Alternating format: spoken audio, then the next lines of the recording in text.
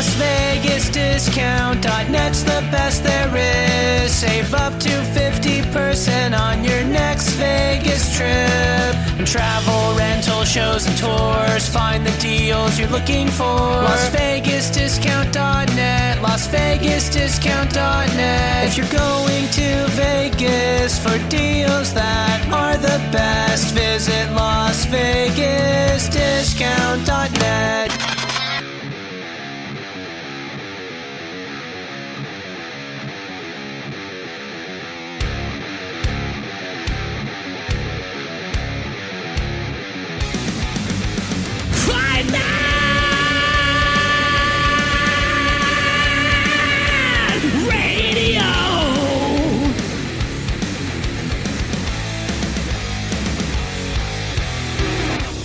FightNetRadio.com with Andrew and Lee, talking boxing, combat, sports, comedy, football, and everything kick-ass. All on FightNetRadio.com. Fight Net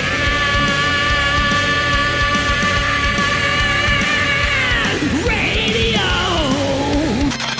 Hola, soy Julio César Chávez. And lights out, baby. Lights out all day. This is Sugar Ray Leonard, and you listen to Fight Net Radio. I mean, this is ridiculous. It's a radio show. It ain't a one-hour television spectacular.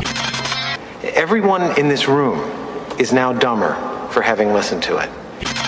We gon' know. I got eyes and ears everywhere. I got friends all over the world, man. Who gives a shit with White? He's a piece of crap. With a tear in my eye. Hi, Adam. Hey. How you doing? I'm good. How are you? All right. You've already answered everybody's questions. I'm not going to rehash all that. Let's play an assumption game. Assuming that this was the real Tyson Fury, that he trained like he really knew he was in a real fight tonight. Is that a fair statement? Do you think that this is... I think so. I mean, I made it a tough fight. I was here to win. You know, I gave everything I could. I was in great shape, and I'm a good fighter. And I deserve my credit. I actually think you're a fantastic fighter. I'm not trying to upset you. Thank you. We're going in a direction. Yeah, but you know, Tyson, I'm sure he prepared for me, and he's got big fights coming. He lost weight. I agree. So he seemed like he was in great shape, and you know, I proved that I belong at this level, and a lot of people didn't believe in me, but some people did, and I'm happy with those guys. Well, you made believers out of the room.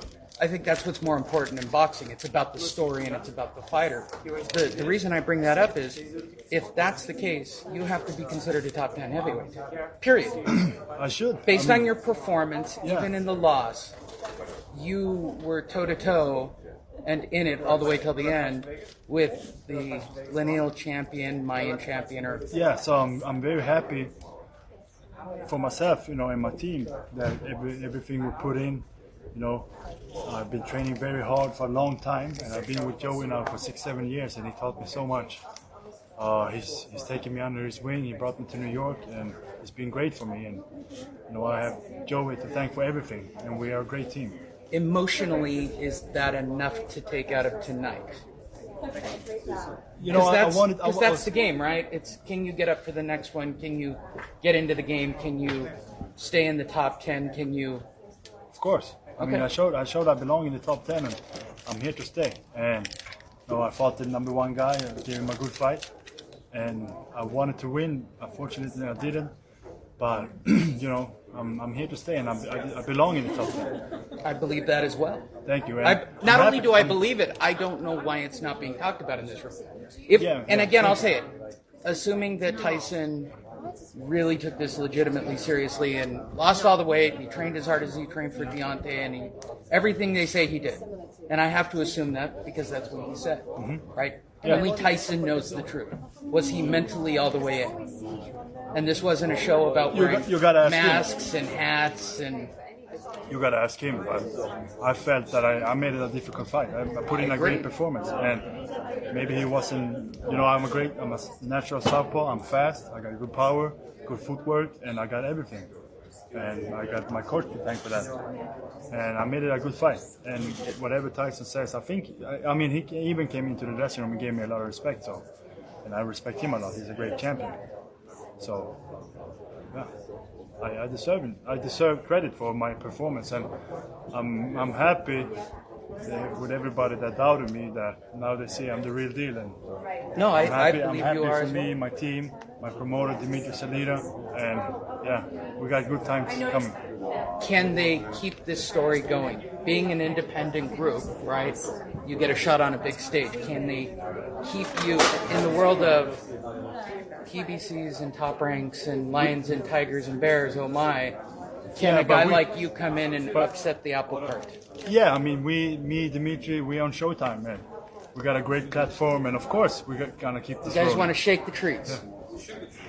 I mean, not we. He shook the trees. I agree. And we can keep this going. Yeah, on Showtime. I agree that this man should be a top 10. He's definitely top 5. Yeah. Okay, get him with another. Again, it's what's next. Well, no, what's next just happened today.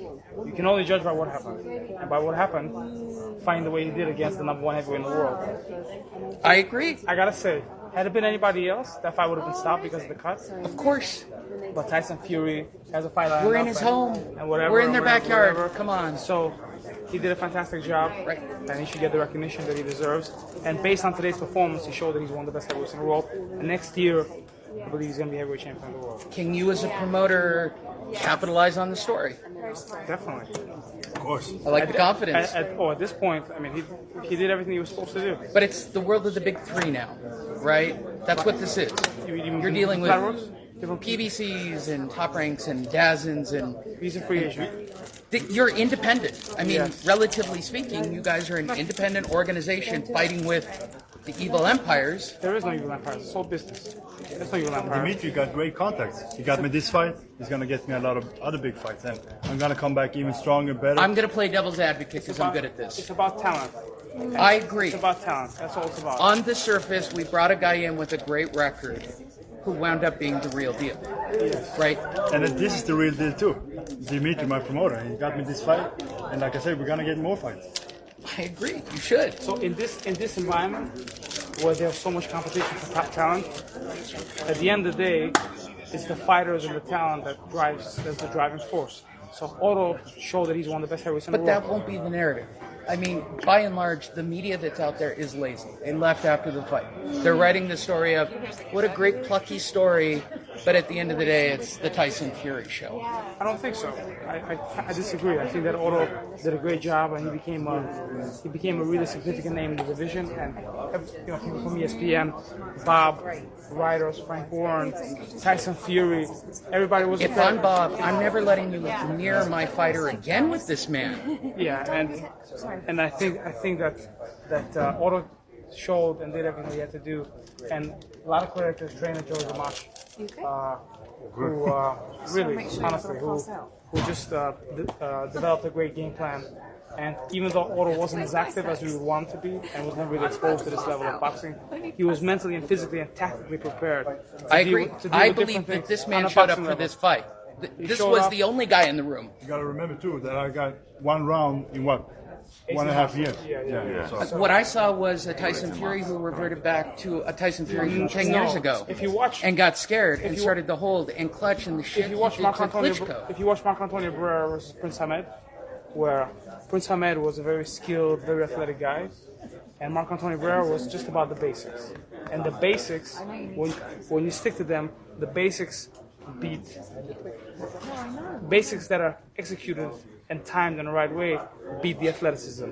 And today, you saw basics that were executed in the right way do the job that they do.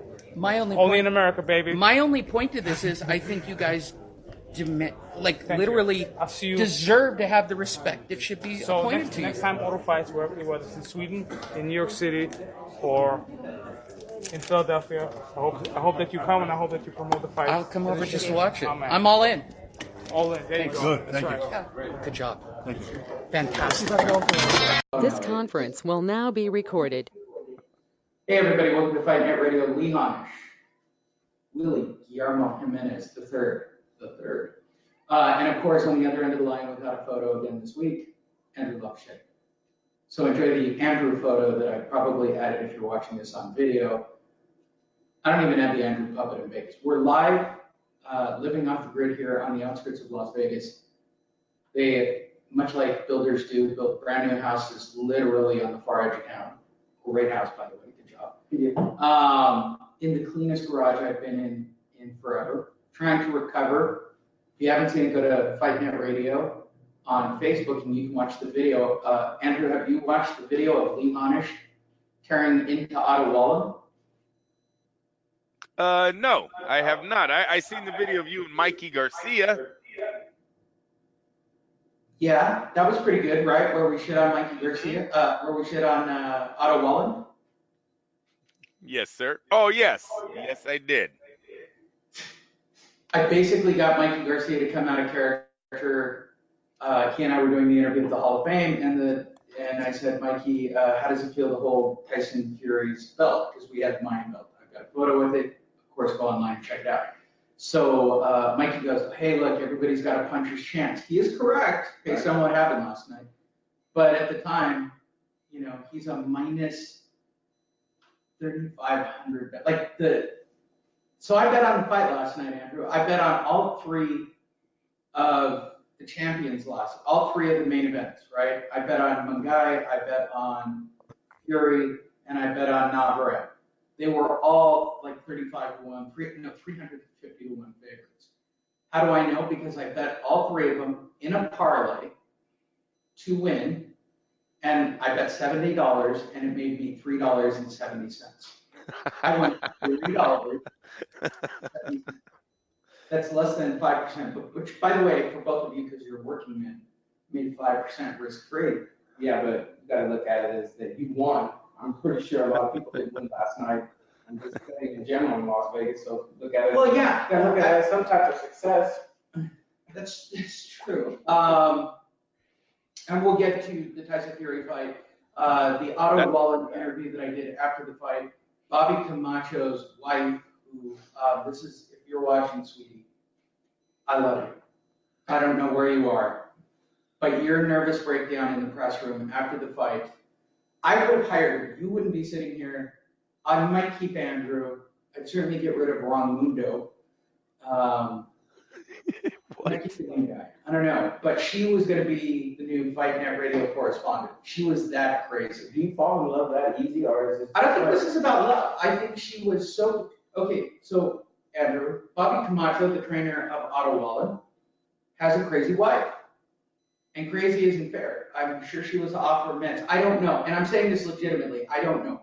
But the woman was going full batshit crazy in the press room.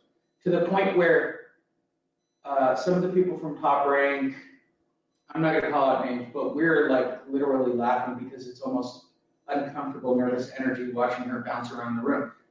Like what was she upset about? She thought that Otto and her husband won the fight, of course. Ooh, yeah, that's a tough one.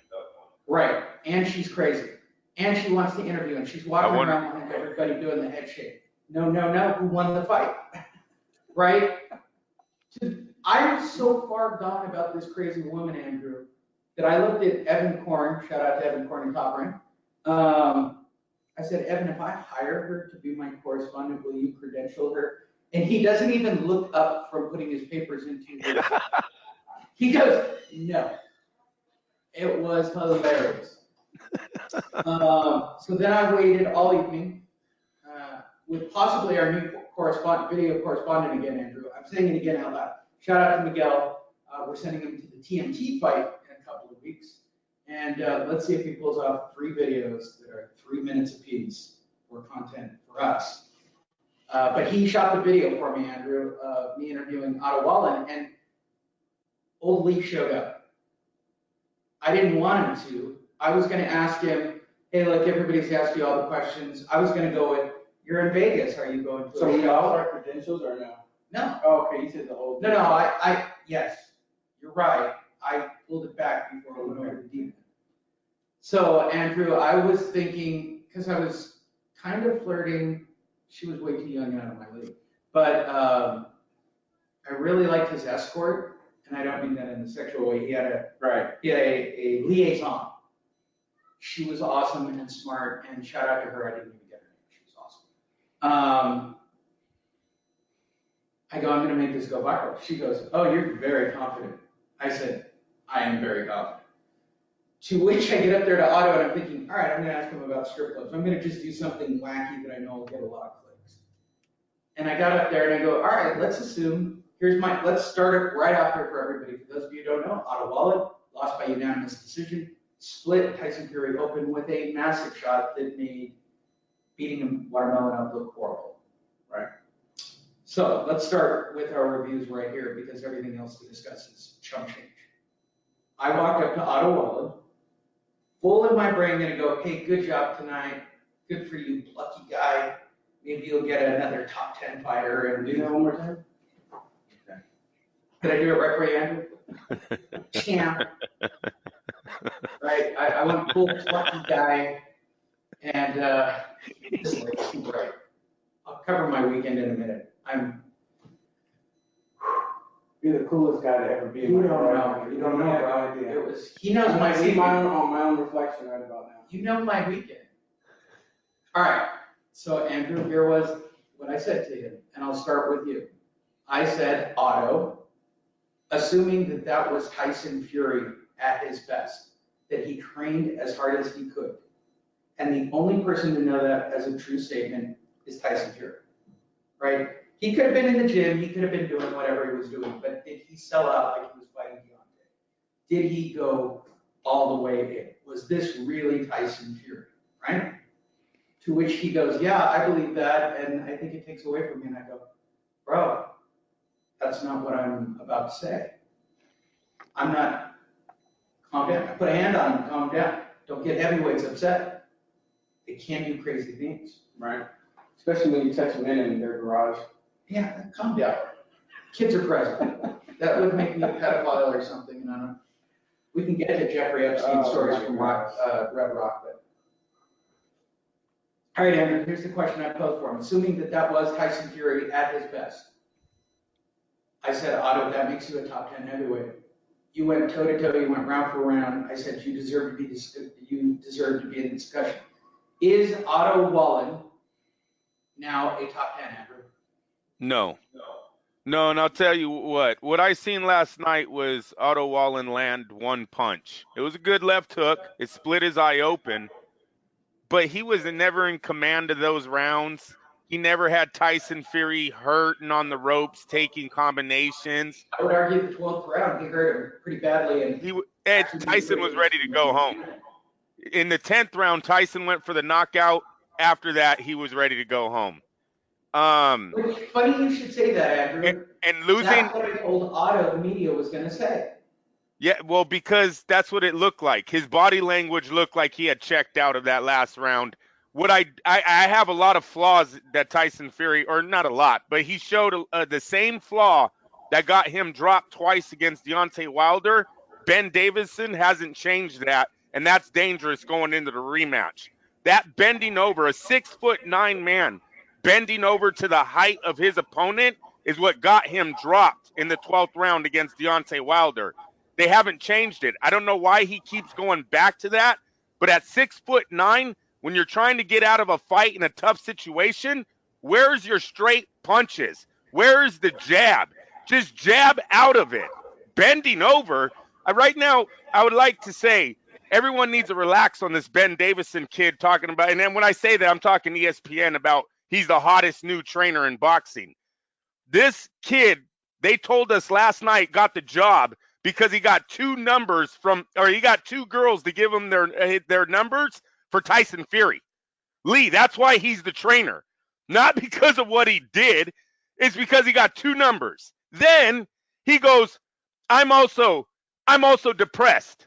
I'm depressed and I know how to deal with depression. What? His fighter.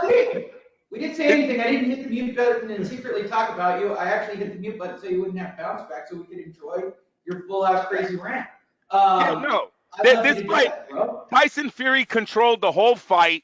Tyson Fury beat this kid down. If he didn't have to worry about a fucking 3-inch gash over his eye, he would have knocked Wallin out late in that fight. Then there's no way Wallin goes the distance with them. Lee, he had to change his whole game plan. Did you see how he had to move his head? He had to protect the eye, you guys. Everything was about the eye after that third round, and he still whooped his ass. So no, he's not top 10. He's got a great chin, but there's nothing else there. He's also a very dirty fighter. I love the kid. He wanted to win. I give him that. But after that one punch, he starts fucking rubbing his glove in his eye, lacing him. Hey, Tyson Fury went straight man on him. He came right back, started throwing low blows, hitting after, and the kid got beat up. The kid got humbled.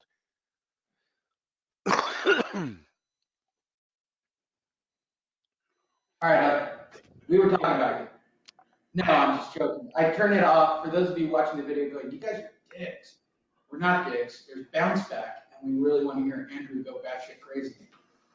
So I have to hit mute on my end so that there's no bounce back, kids. That's what it's called. So, all right, Will, it's your time to shine. Tell me, same question to you. You are now Otto Wally. Does your stock go up for your top 10 fighter? I mean, absolutely. I mean, he may get another payday. I mean, top 10. I mean, that's a big jump, you know. But in this heavyweight division, You're assuming that's the best Tyson Fury. You know what? I think the one thing I will agree on what Andrew said was the game plan had to change because of the cut. I did see Tyson Fury a little bit relaxed in the beginning of the rounds, and then right when he got cut, it was just kind of odd when they said the corner did not, no one informed the corner that was caused by a punch. They thought it was done by a headbutt, which just completely changes the whole game plan. And for Tyson Fury to adjust like that, you know, I mean, he is the best heavyweight in the world. And for him, you know, leaning down, yes, eventually he is going to get caught. Look, I'm not 6'9" or 7 foot or however tall he is. When that man's tired, I'm assuming, I'm assuming leaning over is going to happen, and that's where, you know, in that rematch with Deontay, a lot of people are listening. You wait for that moment, and that's where you attack, you know. But I do believe that, you know, he put on a gutsy performance. Yes, you know, he was dirty. You know, that was kind of odd. You know, as much as I've watched boxing, I've never heard a corner like say attack the eye. Like if you just like that's how you want this fight to stop. Yes, but you know what I mean? Because it's on punch. Right, but that's the rules of the game. Okay, think of it like any sport. But the joy of the watch, I'm like, I mean, I suppose the heel hook illegal in your mind?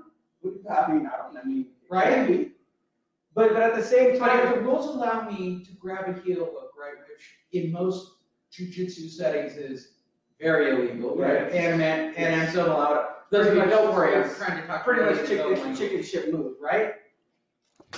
Well, I don't know. I mean, Lee, just to me, I won. Just to me, the instruction. I won. Yes, you did win. In that word, you did win. I win. He wins. He gets a payday. I get it. You know, but for him being top 10, I do think he can get another fight. Man, Tyson Fury. Last night, I expected a little bit more, but I actually got a ton of more because I didn't think he was going to pull it off. Guess what I heard at the press conference? You'll like this, Andrew. Tyson Fury has supernatural abilities. This was told to us by Frank, what's his name? Whoa, who's kind of a dipshit. And Bob got up there to stall for time. It was a clean cut, which means he will heal up super fast. And they're still pushing. Oh, yeah, another thing. They're pushing for this. The cut man should be one of the richest cut men in the world. That's great. I mean, he did an excellent job, you know. But all in all, in this fight, I think Andre Ward hit it when he said that this is what it takes to be a champion. This is separates, you know, from a contender and a champion. He dug down deep. He knew he had to change his game plan. I've never seen Tyson Fury on the attack like that in desperation before, you know what I mean? He still pulled it off. I do believe that also that Lee and Andrew, we do not need to see Tyson Fury in any more 12 rounds. I do not know what happens. It seems like it's a complete meltdown or confidence. His corner should have told him that, you know, you're winning the fight. I know it may be the cowardly way to think about it. Hey, man, just survive. But listen, you got a cut that looks like it was almost going down your face. You have 3 minutes. Let's go home. Let's heal this up, and let's get ready for this rematch. And he, again, went out there, and he literally tried to finish. He tried to close the show, you know, and got clipped. You know, and it's... Okay, we're back to my Otto question, which is, all right, Otto, assuming that that's true, that he's coming out there to take your head off, he couldn't do it. So is that you or is that Tyson Fury? A little bit of No, both. he clearly would have took his head off. I'm sorry, that cut stopped that I knockout. think we wouldn't be talking this long about the fight. I think that Tyson Fury maybe would have got him out of there, or maybe The only thing a that one-sided fight anyway. But still, I think he wouldn't have been in that same style. You know, the whole situation with him being cut and being in survival mode. Like I said, it just brought a different outlook on who Tyson Fury is, man. You know, that's why I believe he's the best in the world. Everywhere. the only drama in the fight last night was the cut in the third round. That's what made this fight whatever. That's what made this fight. What? Why are you getting all feely emotional over there? I am not. I'm just. It's whatever. It's that's what I'm seeing. That's what I seen last night, and I've watched it twice. There was nothing else. They really tried to make something out of nothing here. Tyson Fury dominated that fight. It was Otto Wallen's stock goes up. Yes, I think he gets a shot at Deontay Wilder before Tyson Fury does now. Don't be surprised if that happens because Fury, the cut was bad, you guys. The cut might need surgery. He's going to put him on the sideline for a few months. That was not a what do they say? A clean cut? Might have been clean, but that was a heavy gash, man. There's going to be a lot of scar tissue on that guy. So they're going to have to wait. He's going up against one of the hardest hitters in the game right now, if not the hardest. And they're definitely going to have to make sure the scar tissue is healed before they step in the ring with Deontay Wilder. And Ben Davison, he better fucking learn how to stop his 6'9" fighter from bending over so much. Start pumping out the jab. The dude's a master boxer. You know what I mean? Start watching tapes of Larry Holmes or something when he got hurt. Pump the jab, use your height, stay back. This kid Wallen there was nothing there. He bent over to his level and gave him opportunities to hit. And I'm telling you, Deontay, don't be surprised one of his overhand rights land right in the back of his head and knocks him out, and that's going to be his fault. He bent over. No, Lee, the referee could give that knockout to Deontay Wilder if fucking Deontay Wilder, if Fury is the one who keeps bending over while he's punching. You can't do that. That's almost it's almost like, you know, you just can't do that, right? We all know in the amateurs you can't fucking bend over, right, Will? The ref's going to stop it and he's going to say, stop bending over. We can't punch you in the back of the head. Okay, I have input on this. He might as well have turned his back. Seriously. Hey, that's what I'm saying. There's going to be no cut because Deontay likes to club you. Yeah, right. But in the words of the referee for my boxing match was, well, if you don't want to hit the back of the head, stop lowering your head. Right? You know what? You know, watching that interview with Tyson Fury before the fight and him saying, this is the reason he's my trainer. I just need a companion. That was kind of weird. But when have you ever heard a champion literally have no trainer? I mean, what I mean by trainer, like a boxing trainer, it seems like this is a strength and conditioning guy or his mental coach that takes around. I know strength and conditioning based on how Ben looked in the weight and the rest of the side. It's his mental coach. Yeah, Ben Davison is his mental coach right now. It's a psychiatrist that's training you, but there needs to be something, in Tyson Fury's corner. I mean, I understand where he says, I don't need a trainer, I know what I'm doing, but at the same time, you still need that guy in there telling you what's going on in the ring right now. That's right. That's right. No, I totally agree with what he's saying. And I think Ben Davison admitted that yesterday when he was like, oh, I'm here because I can deal with his depression, his roller coaster character. What?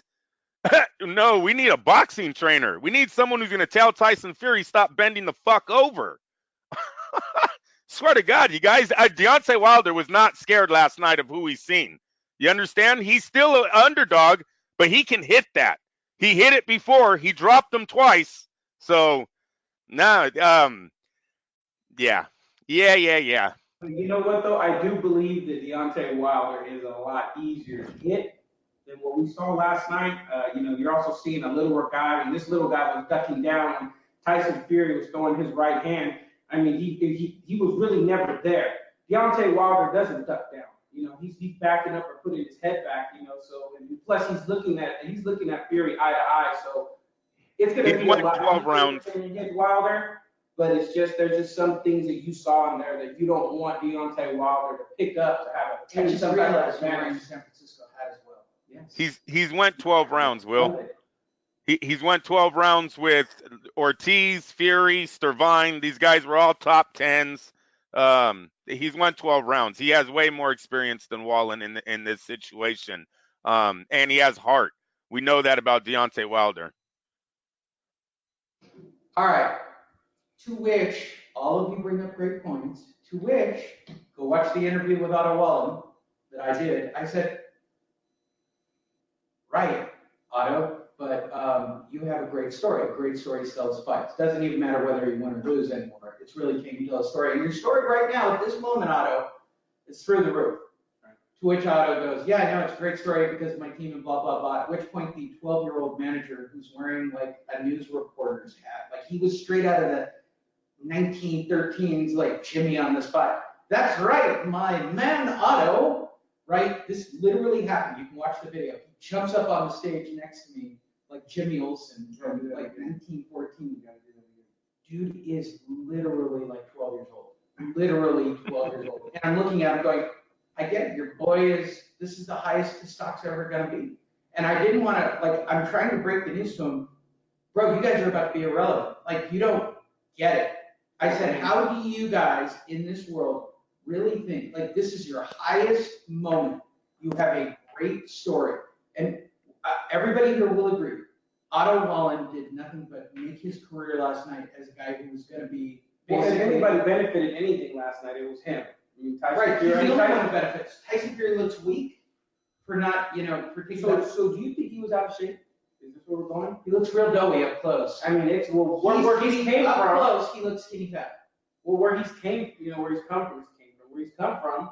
I mean, he looked a lot better. And it's also his body type. I get that. He's kind of got the weird body type like me that even when you work out, you look. Wow, he looks. I think Otto Wallen did show good defense, fighting against a bigger guy, but he took punches. He was in there, and clearly yes, got punching power. He took his best punch. I'm with you. He cranked him in the 12th round. I mean, that was the first. I mean, I know that Fury was on the ground looking like he was dead until he got up. But I'm with you. But I saw Fury like hurt. I get it. And the point of the show is, look, we're giving our opinions about what we saw. What I was concerned with was the bullshit job from Frank Warren and Bob going, what a great fight. Hey, good evening, man. Good crowd here. They filled the place up. They got a real crowd, right? It's great. Great. Do you have any questions? The media doesn't have any questions. And I'm looking at Otto, who's being interviewed by everyone for a sound clip. And I'm like, all right, bro. I said, all right, let's say you're in the discussion now. How do you stay relevant? And so Jimmy on the spot jumps up on the stage to get involved in my conversation because he's pointing out his trainer and Bobby Camacho. I said, I was very close to getting Bobby Camacho's wife up there too, so I could get her crazy rants on my video, but I didn't. I kept my shit together because I like you guys who listen to the show or watch the videos, and I really like Andrew and I'm afraid of him now that I'm approved to go to fights again. Can you imagine me telling him I fucked it all up on my first night of being approved back and being a normal human? Can you even imagine that conversation? Like, we're talking about him like he's not even here. It'd be the same odds as you betting on 3 favors and giving $3 and some chicken. Yeah, right. Okay.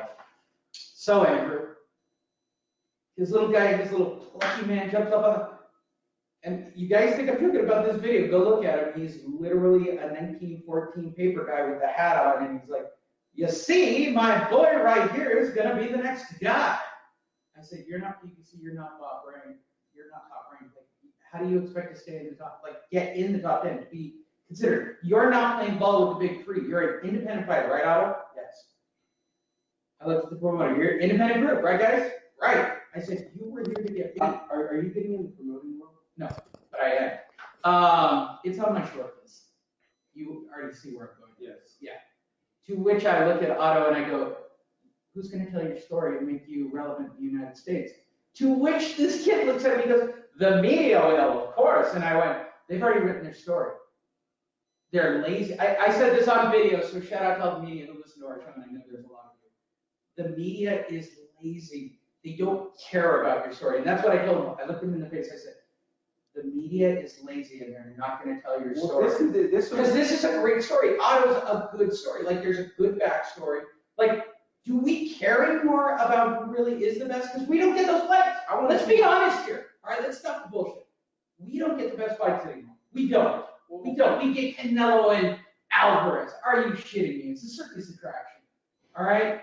Andy Ruiz doing a rematch because Anthony Joshua was masturbating before his fight and he lost his belt. So I got to slip and fall and watch that fight again, right?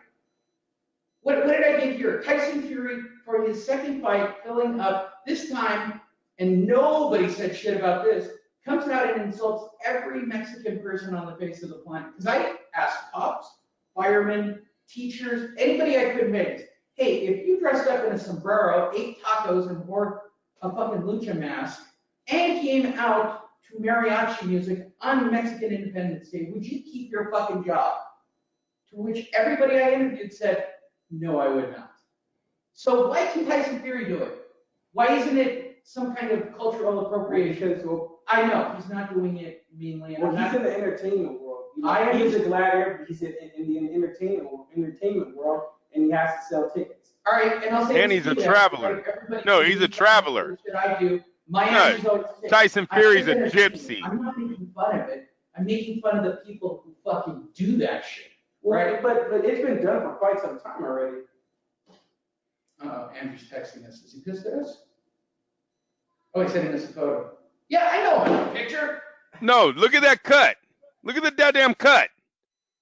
He's not fighting him. He's not. What did they say the rematch is?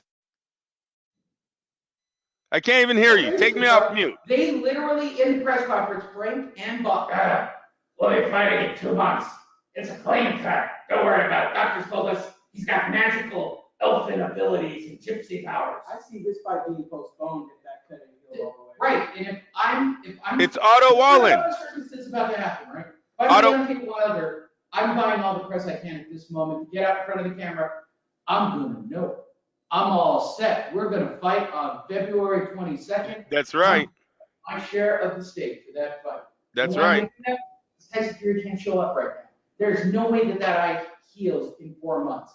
No way. The minute I saw it, I said, there's no way he can make 4 months, let alone 6 months. I think he's out of action for a year. I think he'll be out of action to minimum. I think this fight, if it takes place, it has to be maybe June next year, maybe July. Right. Cinco de Mayo. How about Cinco de Mayo weekend? So you can come out and do the whole mariachi act. Well, you know what? I mean, that is a boxing night traditionally. So, I mean, I could see him trying to do that, but I've never seen a cut like that big.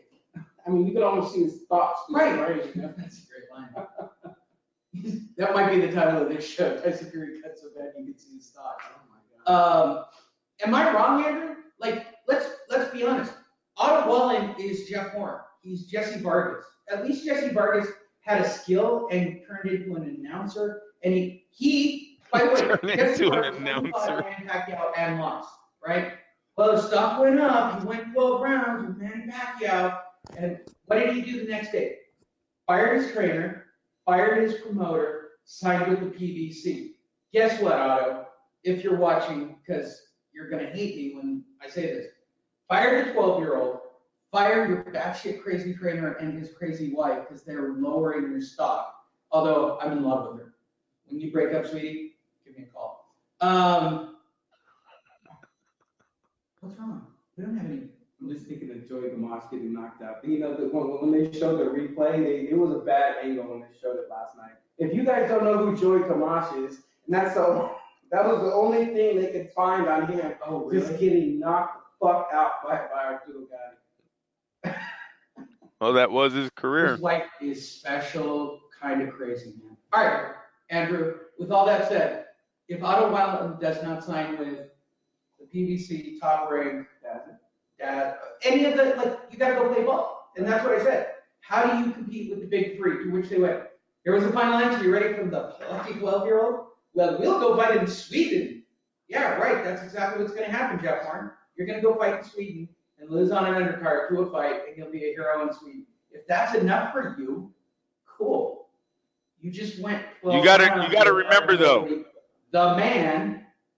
You got to remember, even Jeff Horn was able to fight Terrence Crawford after the Pacquiao win. So Bob Arum controlled him for at least one fight more.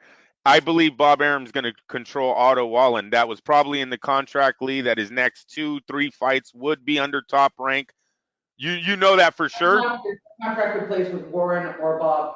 They are, as he likes to refer to it, because of the lucky 12-year-old, we're independent, see? We're going to make our own choices. We're going to teach the boxing world a lesson because we've got Otto. I mean, if he's a free agent, somebody's going to pick him up.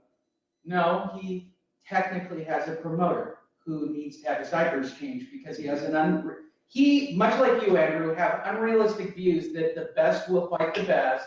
I almost got to guarantee you that he will be fighting under Bob Arum and ESPN. He's tired of going to a press room and watching well, Otto, what did you think? Did you really think you beat him? Blah, blah, blah, blah, blah. I might as well ask him, what are you going to do after the fight? Are you going to a strip club? Like, those are the only, either let's start asking the fighters the real questions, or you might as well go, are you in the strip clubs? Do you have a favorite buffet? Do you, what do you do? Yeah, but I mean, you get the free trip, right? You're not going to fly home to Sweden tomorrow, Otto. So are you hanging out in town and going to fucking college? What's your story? Instead, I didn't. I went, all right, dude, you're here. I've seen this. This is Jesse Vargas all over again. What are you gonna do? What are you gonna do to stay relevant? You went the distance. Let me ask you guys this: if you could find somebody right now to stay relevant that probably doesn't have a belt, who would it be? Well, you brought up Shannon Briggs, Andrew. Who you like? Let's go, champ. He's going to stay with Bob Arum and do whatever he does with Bob. I mean, that's the biggest money, you guys. It's ESPN. Hello. It's the ESPN app, to be honest with you. He never made more money in his life than what he did last night. So I don't see him leaving this company at all. What Bob Arum's going to try to do is flip it and use him as the Deontay Wilder's replacement and still work a deal with the PBC to keep that relationship good. That will set up the rematch still later on in the year with Tyson Fury. So as long as Deontay Wilder beats Luis Ortiz this November, I'm almost guaranteeing you he's got another easy fight coming up against Otto Wallen. Otto Wallen did not impress. I don't know why it's always when the 35-1 underdog takes punches, all of a sudden it makes him like this elite boxer, or he should be fucking pound for pound. The dude got beat for 10 out of 12 rounds. Seriously, beat. Like, he never controlled the fight. You might give him the 12th round. That's fine that he actually controlled it and hurt him. I still think Tyson Fury was done at that moment. But all of the other round, I've watched it now twice. I watched it this morning. I watched it last night. I don't see it. I see one good shot. Then the next few rounds, he's hella cheating, trying to open up the cut. Right after he cuts him, he laces the dude. And I thought Tyson Fury really didn't know how to respond to the cut either. Did anyone see how he kept pawing his eye? I mean, what was up with that? You're not supposed to do that. That's leather on skin. You're stretching your skin. Stop pawing at your fucking eye. He didn't know how to respond to the cut. So everyone, it was just, Wallen should have won. If he really was that good, he would have won last night. Because like Lee said, and you're supposed to go after that cut, and that cut was bad in round fucking 3. Round 3. I watched the review, everybody, and it wasn't me about being a promoter. It's like, I'm watching Jesse Vargas play out, bro. You're going to fire these people tomorrow, and you're going to go, but I just did it for the shits and giggles of it because I've never actually had the balls to walk up to a fighter because I'm never going to see him again. We're never going to see Otto again. Let's all be honest. What are you talking about? Yeah, but that brings up a good point, though, what he said. I'm just going to say what Andrew said, because I think he has to stay relevant. I think if this goes, but it's not. But it's like, but if he does get that phone call from Deontay Wilder, man, I mean, oh look, look. If I'm in Otto's universe and they go, Haley, what do you think we should do to stay relevant? Said you get the fight with Deontay Wilder and go get your ass beat. I mean, he's going to knock your shit out. There's no doubt about what's going to happen there. But you get another payday. We're going the Jeff Horn route, right? So you get another payday, you take care of your life, go get $1 million, and call it a day. Because if he made $500,000 for this fight, I will be flat out amazed. There's no way he made $1 million for this fight. No way. No way. No way. Well, it's tax. Tyson Fury made $30 million. Can you believe that? What's Andrew texting us now? Please hold everybody while in the middle of the show. Yeah, I know about the game. No, blow it up. Blow it up, though. Blow it up. That fucking thing, you guys, this is like. Oh, yeah, no, he's not showing up in February. That's why I'm saying nice. He's going to get in front of the camera this week, and he's going to look at the camera and go, legal. And you know, you know what? I'll take the fight. I'm going to take that fight. And not only am I going to take that fight, I will bet Tyson Fury right now on February 22nd. On that day, I will be standing in the ring with a bag of cash and my belt. I'll bet him 100% of my purse. Now, when Tyson Fury won't be medically cleared to fight until June, July, August, September, it's a clean cut. Frank Warren, go fuck yourself. Hey, Lee. Seriously. Hey, Lee. Literally, he said at the press conference. The worst. Audio of those. It's Frank and Bob sitting there, and Frank's like, the doctors told us. Hey, back to this cut though. Now that Andrew keeps sending them, I need to ask this question because when the fight, why did they not stop it? Yeah, right. This is what I'm getting. This is what I'm getting to. Is that when I saw the cut, there was one fight. You guys might be reading my mind. That popped up right away, and it was this bad. What, Chavez De La Hoya? Because that's what they brought up after the fight. Lennox Lewis versus Klitschko. Ridiculous thing I never heard. Lennox Lewis versus Klitschko. Was this bad or not worse than what Klitschko had? I mean, Klitschko had stitches inside the stitches. Now that is gonna. He's no. What I believe that the promoters were trying to say was there's no interior damage or separate. They could figure that out, but just no, fuck that. The eyelid is the worst. The eyelid is the worst. The eyelid is the worst of those two cuts too. That eyelid is gonna take a lot longer. So that's why I was curious. I was like, are they gonna stop it if he does? Fuck no. Don't. Say again? No way, bro. ESPN, Bob Arum, Las Vegas. None of the three bosses wanted that fight stopped. Did you hear the doctor? Did you hear the doctor? He tells Tyson Fury, if you can see, I'm not stopping the fight. Right. If you have a heartbeat, we're getting to. That's right. No, that's right. I knew they were. Oh no! I started counting minutes, and I was like, "Hey, 12 more minutes, 9 more minutes." You got 6 more minutes. Every single as the rounds went on, man, and I was like, right when it hit the 12th round, I was like, "Okay, he did it." Yeah, it's over. Yeah, literally. I mean, this is straight almost out of a movie script. Can you see how many fingers I'm holding up? Hey, also, too, when's the last time you seen a man just take his shorts off right after a fight and just change right there? Did you guys notice that? No. That's not the least of it. Like, you really. Like, is he taking his shorts off? No, so because Tyson Fury was taken out of commission and not doing his crazy antics after the fight, which is normally who I would have talked to because he's a sound clip waiting to happen. Right. The press room is somber, nobody's asking auto questions. I literally had a nervous laugh. To which Bob and everybody looked at me because they're like, do you have a question? And the whole press room is dead silent. And I went, and everybody's head turned and looked at me and went, oh, gotta fix that in the future. But the truth was, Otto Wallen is an afterthought as of today. And what's funnier still is the belief, like Andrew, that's not going to work out. The media's going to make this right. Somebody's going to tell his story about how he showed up. I went, they wrote their stories and they went home. All they're going to do to sell him is just show that one left hook. I'm telling you today, I have not looked at anything. I want to make it clear. It's 9 o'clock in the morning. I haven't reviewed a single story. There are only 2 narratives to this fight. Tyson Fury wasn't Tyson Fury, or, right, Otto Wallen showed up. And my guess. Oh my God. I've sent you multiple pictures of this man's fucking eye, and you're still going to act like the eye had no change in this fight. Okay, and there's the other narrative, Andrew. But I'm just saying the delusional belief of the Jesse Vargases, the Otto Wallens, went 12 rounds with them. See, I'm going to be relevant and be considered because I made it through a whole. If I went 12 rounds with heavyweight champ, I'm telling everybody. I don't care if it was like. That's exactly what I'm like. I'm like, you guys got to go tell your story. Like, you gotta. I can't see you because both of my eyes.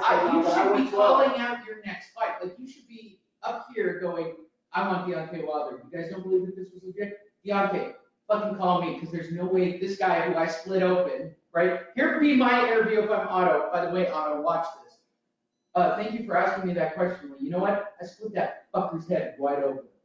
He's lucky. Any other city, any other place in the world, Andrew? Hey, John. I am now the lineal heavyweight champion. I'm the people's lineal heavyweight champion right now. Fuck all of you. I got fucked in Vegas. That's the first thing I would say. Second thing I would say is, Deontay, why don't you come over here so I can split your fucking head open next to? Cha-ching. Now, you're not going to get that fight because you're not PBC, but maybe you get a call from Al Heyman, and maybe you get offered $1 million to go be a punching bag for Deontay next. Because I agree with you, Andrew. This is about a dude getting his head cut open by a really good punch because Tyson was lazy in the ring, and he was playing around with him. I said this at the first round. I go, I'm watching Mayweather play with his sparring partner again. And then he got caught like I'm watching Rocky Balboa all over it. Come on, champ. I even said it to Miguel when we were watching the fight. I said, this is straight up Rocky Balboa. He's leaning over going, hey, take it easy. This could go good for you or it could go bad for you, right? Because that's, you know, Tyson Fury. He's actually a really good guy. It's like, I'm going to make it look as good as possible, but I can stop this whenever I want. To which the kid steps back, cracks him open like he's a watermelon, and now it's a different fight. Now it is Rocky Balboa. He broke his hand, right? It's Antonio Carver all over again.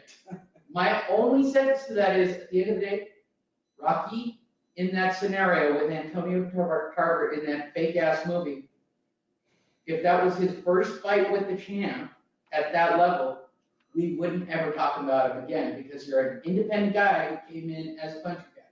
Jesse Vargas had additional skills. He was smart enough to go play with the PBC. He got a couple of mid-level wins, so he was at least decent talent after Manny Pacquiao. But I'm telling you, I was all in on Jesse Vargas at the press conference with Pacquiao. All in on Jesse Vargas. They're positive, they're motivational people. Who's in fire the next day? Positive motivational trainer, promoters, and everything will fly. Al Heyman just called me and handed me back again. If I'm Bob or Frank or, by the way, the sound clip of the night is definitely Bob Arum going, Eddie Hearn doesn't know shit about boxing, to which I almost passed out in my seat because it was that great a sound clip. I will say, Bob keeps talking about that about Eddie Hearn this week, talking trash. Eddie Hearn got $1 billion for his company. I've never seen Bob Arum strike a deal like that. So until Bob Arum gets $1 billion for Top Rank through some streaming app, I think he needs to relax on what Eddie Hearn needs and needs not to do in the sport. Eddie Hearn's doing fine for boxing. So that's all. If I was Eddie Hearn, I would fire that right back at Bob because he's not. Look, he's Bob, the king. Look, it was late. I don't think Bob drank. He was actually in pretty sharp Bob shape for Bob. And he was moving around on his own. He wasn't getting help. So we had probably an optimal Bob. I remember, Bob is 187 years old. That's way past his bedtime. Way past his bedtime. And making statements, and that's what that statement sounds like. He's pissed off because he's going to lose out on a payday, which he kind of downplayed. Was I worried? I'll do the press conference. I wasn't worried. We shouldn't be worried because the ref said, hey, if you can't see the right. Remember tells the truth and there's no arm squeezing. And how many fingers am I pointing, champ? 2 of them? I mean, I hate to say this. You know another thing. I know you guys didn't notice this, or maybe you did, Will, but you didn't. Lee, check this out. During the fight in the 4th round, the ESPN commentators questioned if Tyson Fury knew that punch is what caused the cut, and literally has the sideline reporter, however you want to say it, run over to the Fury camp and tell him. Did you catch that, Will? Actually, I did. Have you ever seen? I don't know what took them so long for them to even give that information over. No, but seriously, hey, why doesn't the NFL do that? Why in the NFL can sideline reporters run over to the coach and go, hey, we haven't seen that on the replay. That was a personal foul. Throw the red flag. Like, what the fuck? When did ESPN become messengers?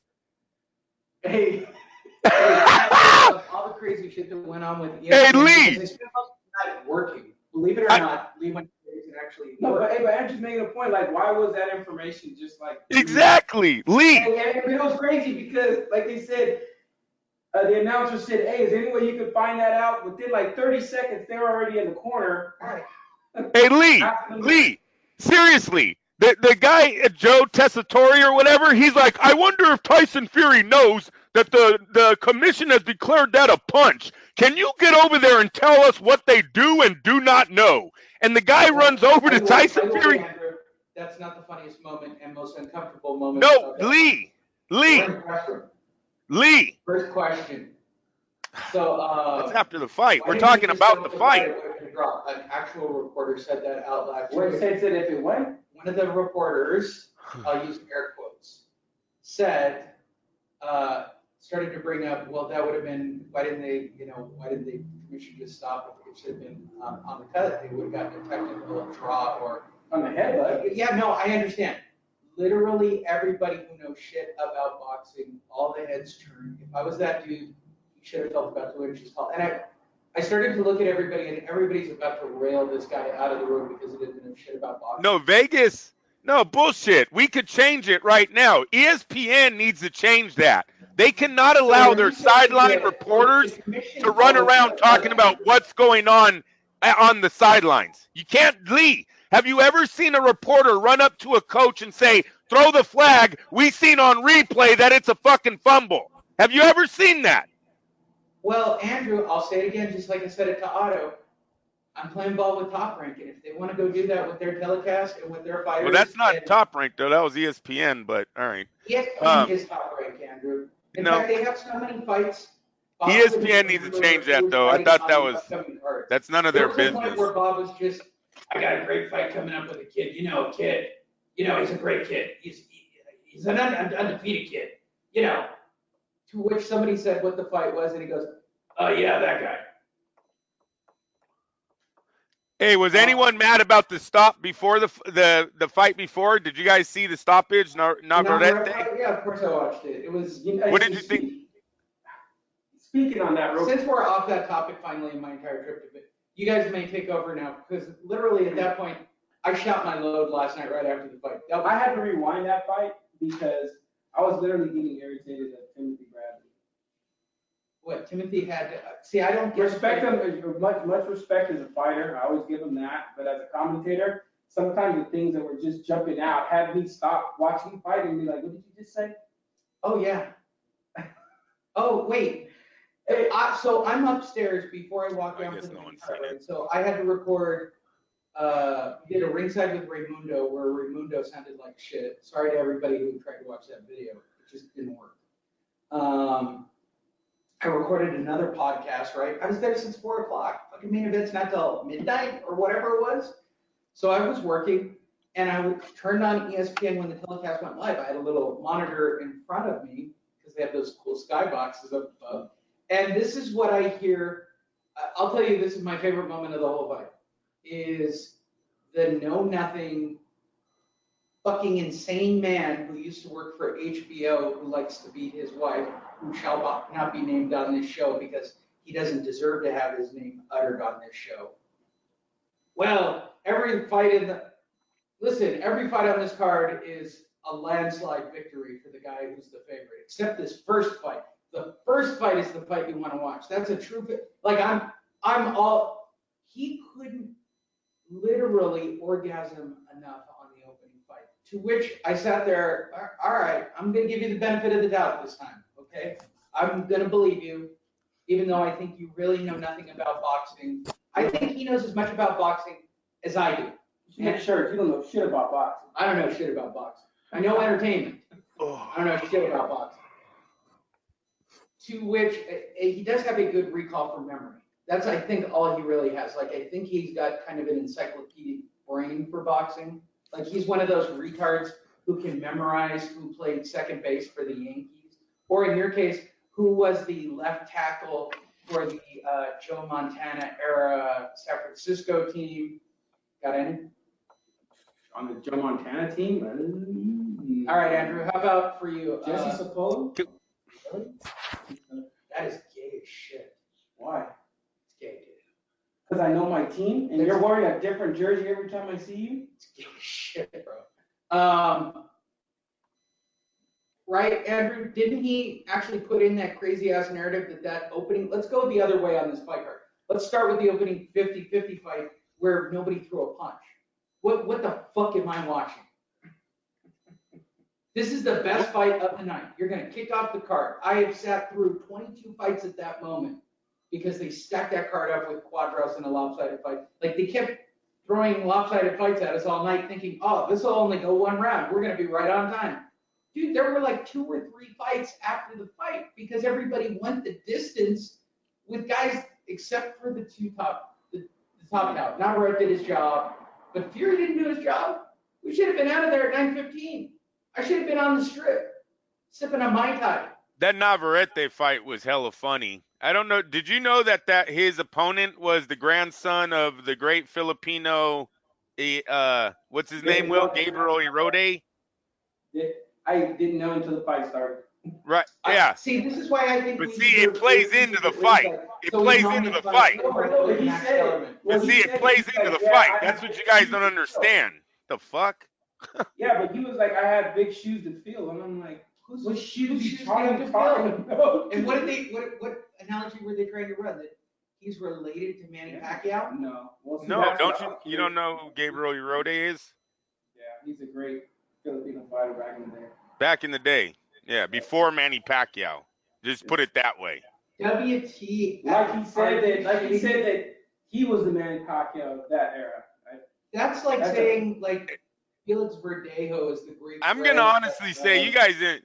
Lee, did you watch the fight? Yeah, I did. Okay, they fucking rescue the kid because of his grandfather. No one caught that. The kid gets hit. The kid gets hit one time. I mean, but he was getting clipped though, Andrew. He was getting clipped. Bullshit! It is round 3. He gets hit one time in his face, and the ref's like, "That's it. It's over. It's over." What the fuck? Is this what boxing's gonna turn into? What is this? The amateurs? Oh, that was a clean punch to the chin. It's over. It's over. Come on, that kid got saved. You know what? The kid had a chin. I'll give him that, but at the same time, Andrew, no, I mean, I don't know. I'm not trying to downplay his grandfather or anything like that. I'm really not. But at the same time, like, it's not like you were Manny Pacquiao's son or somebody you're trying to save or anything like that. You're right. It's like saying Felix Verdejo's dad. No, hey, what was it? It was a big left hook, right? And his feet were gone again. You know, and even the ref said, "Hey, if I see him in trouble anymore, I'm getting out of there." And like I said, it was lit up like where I sat. Oh, and then Timothy Bradley, of course, was over here bashing on. Look, his hands are swollen. He's lazy. Look, see, this is what happens when you fight too early, and next thing you know, here comes the blitz. Which, by the way, talking about fighting too early. It was one punch. Oh my God! What? This guy's fighting every 90 seconds. Right, hold on. What did you say, Andrew? It was one punch. That kid's hella lucky his grandfather was who he was, or he would have been dropped. He would at least been dropped, Will. This is professional boxing. You understand? Like, he took one shot, his legs wiggled, and the ref thought it's over. This fight is over. What? What? That looks so like the amateurs, bro. What is that, a fucking 8-year-old up there? Well, we've seen worse. I mean, I don't know. Did you know what? I'm sorry, I haven't seen. Andrew, that was what, within like what 20 seconds of the round? Was it third round? I mean, it was really early, right? What would have been the outcome by the end of that round? I think it doesn't matter. It doesn't matter. This is a professional sport. In the name of boxing, you don't stop fights on one punch. Is this what we and then Andre Ward and Timothy Bradley are like, oh, that's a great stoppage. That's a great stoppage. Hey, wait a minute. That would Andre Ward have been happy if they stopped the fight when fucking Kovalev dropped him with the right hand that made his ass look at the lights? They could have stopped it right there. That was a clean punch. And the very next fight, he has Tyson Fury has a scar damn near going down his back, and be like, "Can you see? Good, we're gonna keep going." Yeah, exactly, bro. Fighters in the show supposed to be about humor, and we're all shot out of a cannon on a Sunday morning. About humor. Open the door and let Manny in. Go get Manny. Go get Manny. I want to hear his because he's a great Filipino fighter. Go get Manny. You don't want me to open that door right you get the point of where I'm going with it. I know, but that you don't right have there, to open up the. You're ruining the joke. I get your joke. Then just do the Manny Pacquiao. Hold on, Will, Andrew. I gotta, from a production set. You don't have to go that far with the gag. Just stand off camera. I'm actually setting this up live on camera. But Okay. Will, Lee, I want. Hey, Manny Pacquiao, thank you for joining us. I know you don't want to be on camera. Oh my god. Right. I don't want to be on camera, and thank you for saving my friend. Thank you for joining us. Andrew, they saved my friend, my favorite fighter. That's right. 4-division champ for those of you that don't know. I'm the greatest Filipino fighter. He's not my grandson. Okay, that's what I assumed, and that's what I thought we were trying to draw the conclusion. I don't have no grandchildren. Did you enjoy your evening in Vegas? I'm not in Vegas. Thank you for joining me, Manny, and clearly the head trauma is still affecting you on some level. You'll make a great senator. Thank you for joining us. Will, you can put him out of there. I just try, Andrew. The show's supposed to be funny. No, it's also supposed to cover the fights too, and you guys really aren't doing that. You didn't even know about the co-main event. No, like I said, no disrespect to his grandfather. There's no way. Willie, you guys are sounding really bad right now. His father's a 4-division champ, is the longest title reign in the featherweight division. Like seriously, bro, this was no joke. This guy's top 3 out of his country, and he was top 2 before Manny Pacquiao, and that's what saved his son last night, or his grandson. I have never seen a fight stop. That this scenario took place and the kid gets saved. One punch. Everyone go back and watch the fucking replay. The guy gets hit one time and they wave it off like it's an amateur bout. Hold on, Andrew. I'm going to try something. For those of you listening to this, I always feel bad for them. All right. Can you still hear us well, Andrew? Yes. Yeah. Say something and see if you can bounce back. Does it bounce back? No. Very good. No. All right. Yeah, but we're not going to sound as good. No, you're not. Literally at the 1 hour mark. No, Andrew, I totally agree. His grandfather gets all the respect in the world. I just don't know on this night. I don't know. I mean, hey, if he gets in trouble, we're going to save him. I mean, look at his record, right? I mean, I thought he was legit going in there. I thought the fight stopped. And then you're fighting a champion who fought less than 30 days. I mean, you have all the backstory. And to be perfectly honest, if you're sitting there in the arena watching the fight, you've watched the dude get lit up. The fight stopped because the next couple of punches after the getting lit up part would have fucked that dude up. Oh my God! So now we're gonna play fucking predictor, right? The next few punches would have put him in the hospital. Come on. Anyway, because if you could see, I guess your eye's not bleeding out in front of us live on the screen. In one of the worst eye things we've ever, like, how is, come, Andrew. Like I said, Andre Ward should have been stopped then. Kovalev fucking dropped Andre Ward. His eyes literally rolled up and looked at the lights. They should have stopped the fight then. And in that narrative, it's two champions fighting, you know? I mean, shit, I mean, like I said, I mean, I don't think that guy gets that much respect for, like, hey, you know, we're going to save him. Save him for what? He fought the champ and he was getting whooped. And the referee clearly said, if I see him hurt or anything like that, I'm going to stop it. But maybe they did save him. We'll never know. We'll never know. Just watch the replay. Fucking we'll never know. It's one fucking punch. That's good. Well, now that I don't have to worry about bounce back and shit. And that was, yeah. All good, Andrew. All right, so with all that said, we still have one more evening to talk about. Jaime Mungai, Monkey Boy. He fought a guy named Alfoy. Did you guys celebrate by holding up cans of Alfoy? So Raimundo was at the fight. Notice he didn't produce any video like me and go to the press conference and actually go, how do you stay relevant, Alfoy, after the fight like this? Because the dude got fucked up. But want to start on that fight.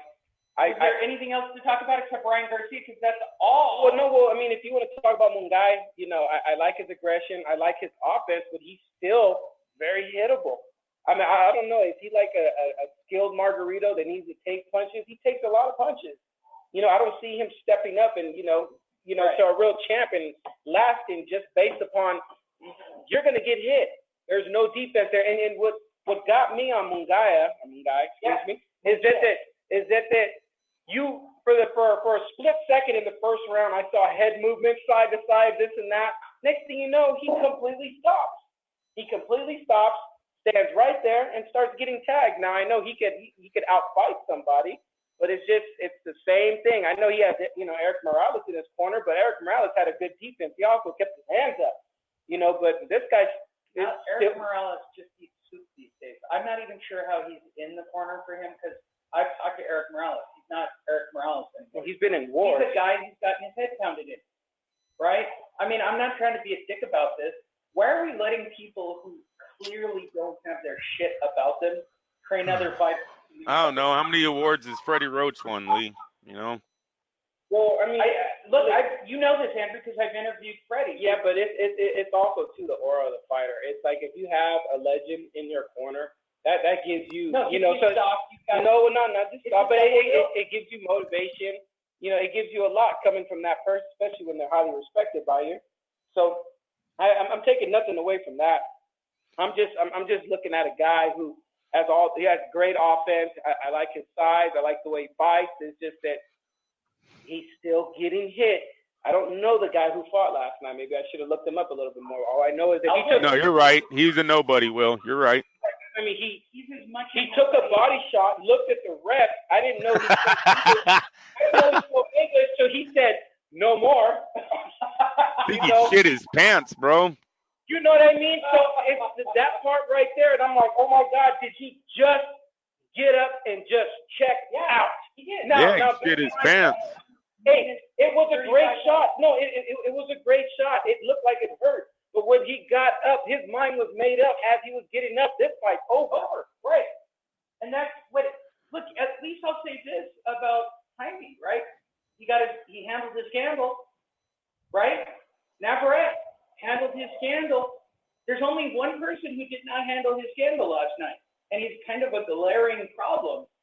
There's only one guy who didn't go in and take care of business, right? And he's the guy getting 27 stitches in and out of his eye. I mean, and then there's the Ryan Garcia story, which Raimundo just kept droning on and on. Oh, Ryan's going to show up, and he's going to jump in the ring, and he's going to do this, and he's going to do that. No, he's not. Ryan Garcia needs to shut the fuck up and fight somebody, all right? Your fighter didn't show up because he got popped on gun charges or whatever crazy story. Hey, so do you guys know the lowdown about why he didn't show up? Ryan? No. Andrew? Ryan didn't show up? Because he's not getting the money that he wants. That's why he's acting like this. He keeps trying to strong arm Golden Boy Promotions. Did you show Ryan at the fight? No, they should fucking drop this kid. Seriously. Ryan's pissed off at Oscar. They should drop him. They should drop him. Ryan Garcia is a nobody. No, I'm dead serious. He's a fucking nobody. Why didn't his fans turn back their tickets, Will? He was the one, I'm the one selling this fight. Jaime Mungai should tell him to shut the fuck up, too. Seriously, Mungai should have went right into his locker room or wherever he was at and told him to shut his mouth about, these were all my fans. I told him, you don't know shit about boxing. Hey, did any of them fucking turn their tickets back? We'll get to that fight in a minute, but on the undercard of the fight on Friday. Oh, my God. Amanda won on Friday on the undercard, right, Andrew? Amanda Serrano. Yep. This is bullshit. We're selling just as many seats as these guys. They're the main event, but we're not getting paid dick. And people are coming to see our fights too. You know what? At least she backed her shit up, showed up, and won her fight when she talked shit. I'm tired of these guys talking shit. No, Ryan Garcia is not shit, man. They need to dump him. I'm serious. If I was Golden Boy today, he's no Olympian. He don't have no gold medal. His fights don't fucking do killer ratings. He's no one this kid is a fucking whiny little crybaby. They need to release him. Seriously. He's being a bitch. He's trying to strong arm him, Lee. Who the hell the week of the fight? Oh, if you don't give me more money, I won't fight. Duno. Who? What? What would you have hit him in high school? Come on, be honest, Will. Hey, if he really had so much power, he should have told his fans to return their tickets. That would have showed Oscar De La Hoya who's running the card. Yeah, he is hot. He's hot. Yeah, good for him. He's hot though, Andrew. Hey, you know what? He sells tickets. Wow, good job, Will. Hey, no, but no, you're absolutely right. It's like, yeah, you might look like the Golden Boy, but Golden Boy had a lot, He is not the Golden Boy. And you know what? Hey, like you said, gold medal, Olympian, it's just like you have all these things, man, and then like, where are you from? It's like, you should be grateful that you're with Golden Boy. That's a great statement he just said. That's a great statement you just said. Back a year and a half ago, if you go and pull up our audio, we told the fight fans that this was going to put a rift between him and De La Hoya. Way too much comparing him to Oscar when the kid ain't shit. He ain't done a fucking thing, yet everyone acts like he's De La Hoya too. I agree. You remember that, Lee? We remember that, dude. Everyone's like, oh, he has 2 million Instagram followers. He is the new Oscar De La Hoya.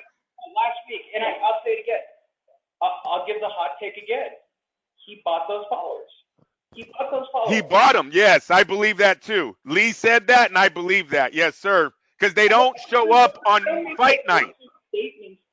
Look, when I hip someone up to what's really happening on the web or media or any of these, like this happened last night with the guy that I was trying to pick up from video. He's like, well, my guy has me and he can credential me. I said, I can credential you. That's not a big deal, right? He's Ryan Garcia. I've already got my package. I want that package. I went, your guy's not getting any views, but he says I'm getting views. The numbers look like it shows that I'm that popular. You want to know who he is, Lee? You want to know who Ryan Garcia is to me? Victor fucking Ortiz. All right? Remember that. Because I'm going to tell you guys right now. As soon as he gets in a tough fight where his pretty little face gets cut, mark my words, he might pull out because he ain't making enough money and he shouldn't be taking abuse like that. This guy is pulling out of fights for money when he's only at the $50,000 level. Hey, when's the last time we've seen something like this now? Well, it happens. Amateur hour. I'm sure you know it in your mind, so go ahead. No, well, it's amateur hour, and I am disrespecting you. I'm going to say it's amateur hour because you're not a champion. You're not even a contender yet. You haven't fought anybody. You have the look. You have the potential. Potential also means they ain't made it yet. So it's like I'm curious. Like when have we ever seen an up and comer thinking he is the comer? I don't want to. You're gonna go with someone in your mind, but just before you give me your answer, this is why I'm gonna make this statement, Andrew. No, but pull out of fight. I just don't know. Andrew's probably got a name in his mind. Hold on, Andrew, before you say it.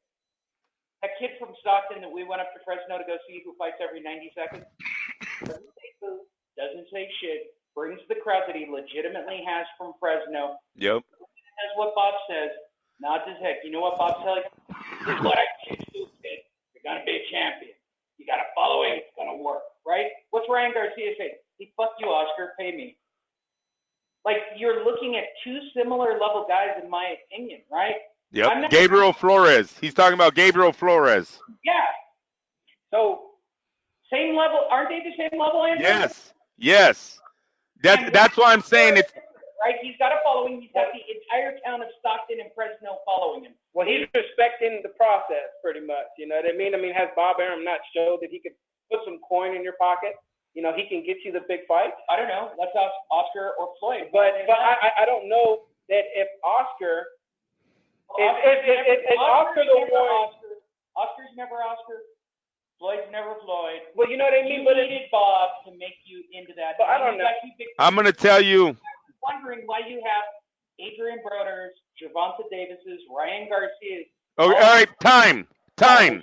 You know what those three men have in common, Lee? The three names you just said. You want to know what they have in common? Champions. Social media. And they let social media get to their head. The NFL has made studies on this. This is why they try to limit this with their players, their rookies. They don't want them to start thinking they're stars before they're stars, Will, because that's when you got guys holding out in contracts. That's when you got guys saying they demand more money than they deserve. Like I said, fucking Ryan Garcia, if he was so powerful, should have went on his Twitter account and said, everyone that purchased the ticket for me tonight, Oscar is screwing me, and I want you to get your money back. We're leaving.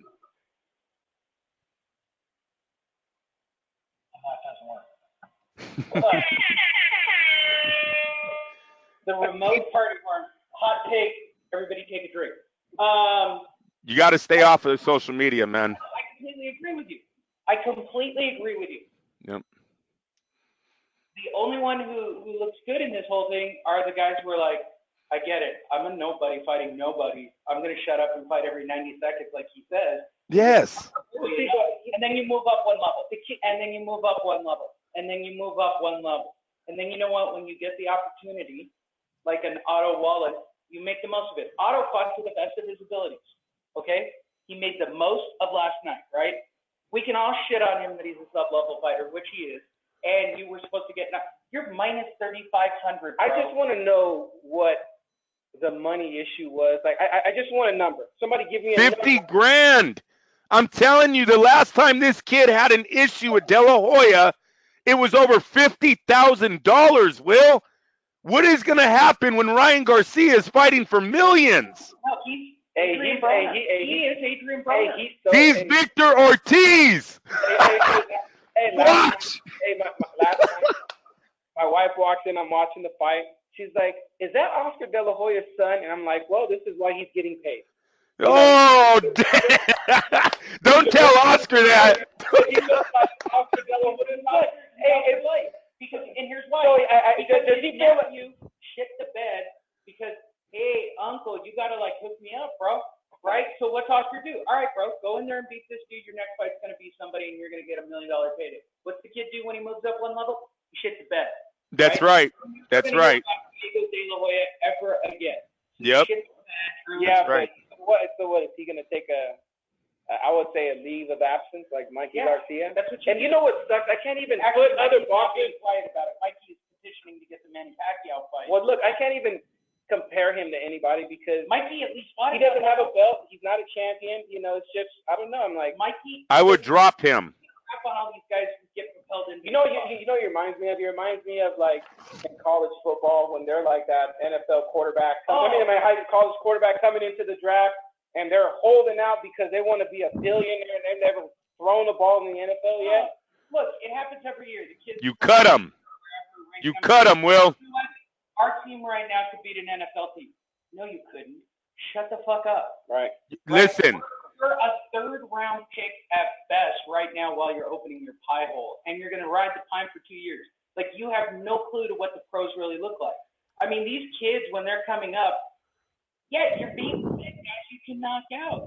I keep saying it, and I'll say it till I'm blue in the face. If I legitimately won $300 million lottery, I would literally manufacture my 20-0 record as a heavyweight. You know what? Matter of fact, social media. Any guys got him in social media? Because he has to say something on there, right? No, there's nothing. He's not saying nothing. All right, Andrew. Rewinding the clock because we've given way too much time to Ryan Garcia and his bullshit. Tell me about Friday night. You did watch Friday night while I was out watching concerts and partying like a rock star all over Vegas. Devin Haney. And I did talk to Mikey Garcia. I did work, Andrew. So before you say, hey, Lee, you didn't watch the fight, you're being a bad producer. I did talk to Mikey Garcia. You ready for the hot takes on the Mikey Garcia? Okay, this is what he put. Okay. He's saying the other guy got arrested. It's not my fault. No, I know that. And how many people liked it or anything? 1,513. Where are the other 2 That's million? not 2 million. That's not 2 million.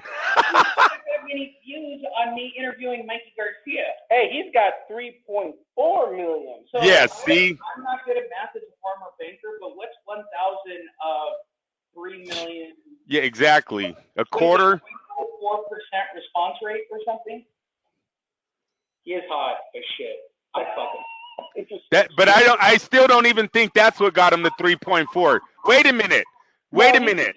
You guys can talk. You can talk about his looks all you want. The girls will show up if they really like you. De La Hoya proved that. We got all 1,000 of them click like, oh, Ryan. Yeah, the girls. If he really had, He is a social media app because you know what? Everybody that's actually commenting on it, he's replying to everybody. Yeah, because he has time for 3 million people. Yeah, exactly. Nah, bullshit. I would cut this kid. I would literally cut him if I was De La Hoya. De La Hoya don't deserve. Ryan Garcia does not deserve the court time. Right here by one Darth Maul. You should at least still come and maybe do a meet and greet with your fans who paid for your tickets. Yep. No, that's right. That statement, and that's what Raimundo was saying. He's like, he's going to jump in the ring and he's going to call out and he's going to be exciting. And I went, bro, he's not showing. He's at home in the air conditioning. 500 people like it, now it's 500 in. 500. 500 By the way, our show like last week of video, this video will do 500 views in the first hour. No, Lee called that a long time ago. He called Ryan Garcia out on that a long time ago. That's old. 3.4 million. They had this kid on Facebook Live doing fights. No million people showed up. Hey, check this one out. This one's really good. I came back to Vegas. I'm leaving my 4 seats that I bought empty. Golden Boy, the lack of professionalism exhibited by Golden Boy is disrespectful to say at the least. We did that again with the lip. There you go. Your future is bright, and never let anyone take the light away from you. I didn't even know he was in the dark. I didn't either. But now that he's expressed this to us. Making $50,000 to fight up people he can beat. Hey, here you go, Andrew. This one's good for you. From RA_UL_M. Laughing my fucking ass off. This kid is a poor man's Amir Khan. There you go. And he thinks he's special enough to talk down Golden Boy? What a clown. No, actually, let's follow that model. Okay. Amir Khan's a medalist in the Olympics, so. Right, Andrew? So he should go, I'm a celebrity, get me the fuck off this island. You know why you can't get that job? Because you don't even rate at an Amir Khan level. Well, Ryan Garcia is saying he's too good looking to fight these guys for the price that they're giving them. Amir Khan is a silver medalist in the Olympics. I'm sorry, Amir Khan has done more than Ryan Garcia. Ryan So Garcia is one step away from doing the Contender season 26. that's right. That's right. I bought my tickets to watch Tyson Fury. I didn't know you were on the undercard. I love fight fans. Hey, but like the social media thing, man, anything you say is going to backfire. Always.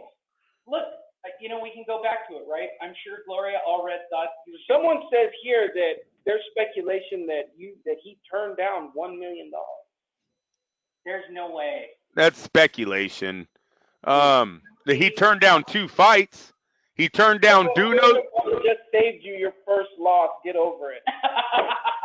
Hey, they tried giving him a fighter from the undercard. Oh, now you're not working again, huh? Then do you know who their other guy was? First they had this fighter Duno from the undercard. You want to know who the second guy was? Social media is bailing us out comedically. You are so fucking corny. Come on. We're reading comments. Hey, that's Can you guys hear me? Can you hear me? Can you hear me? Yes. Victor Postal was their other replacement.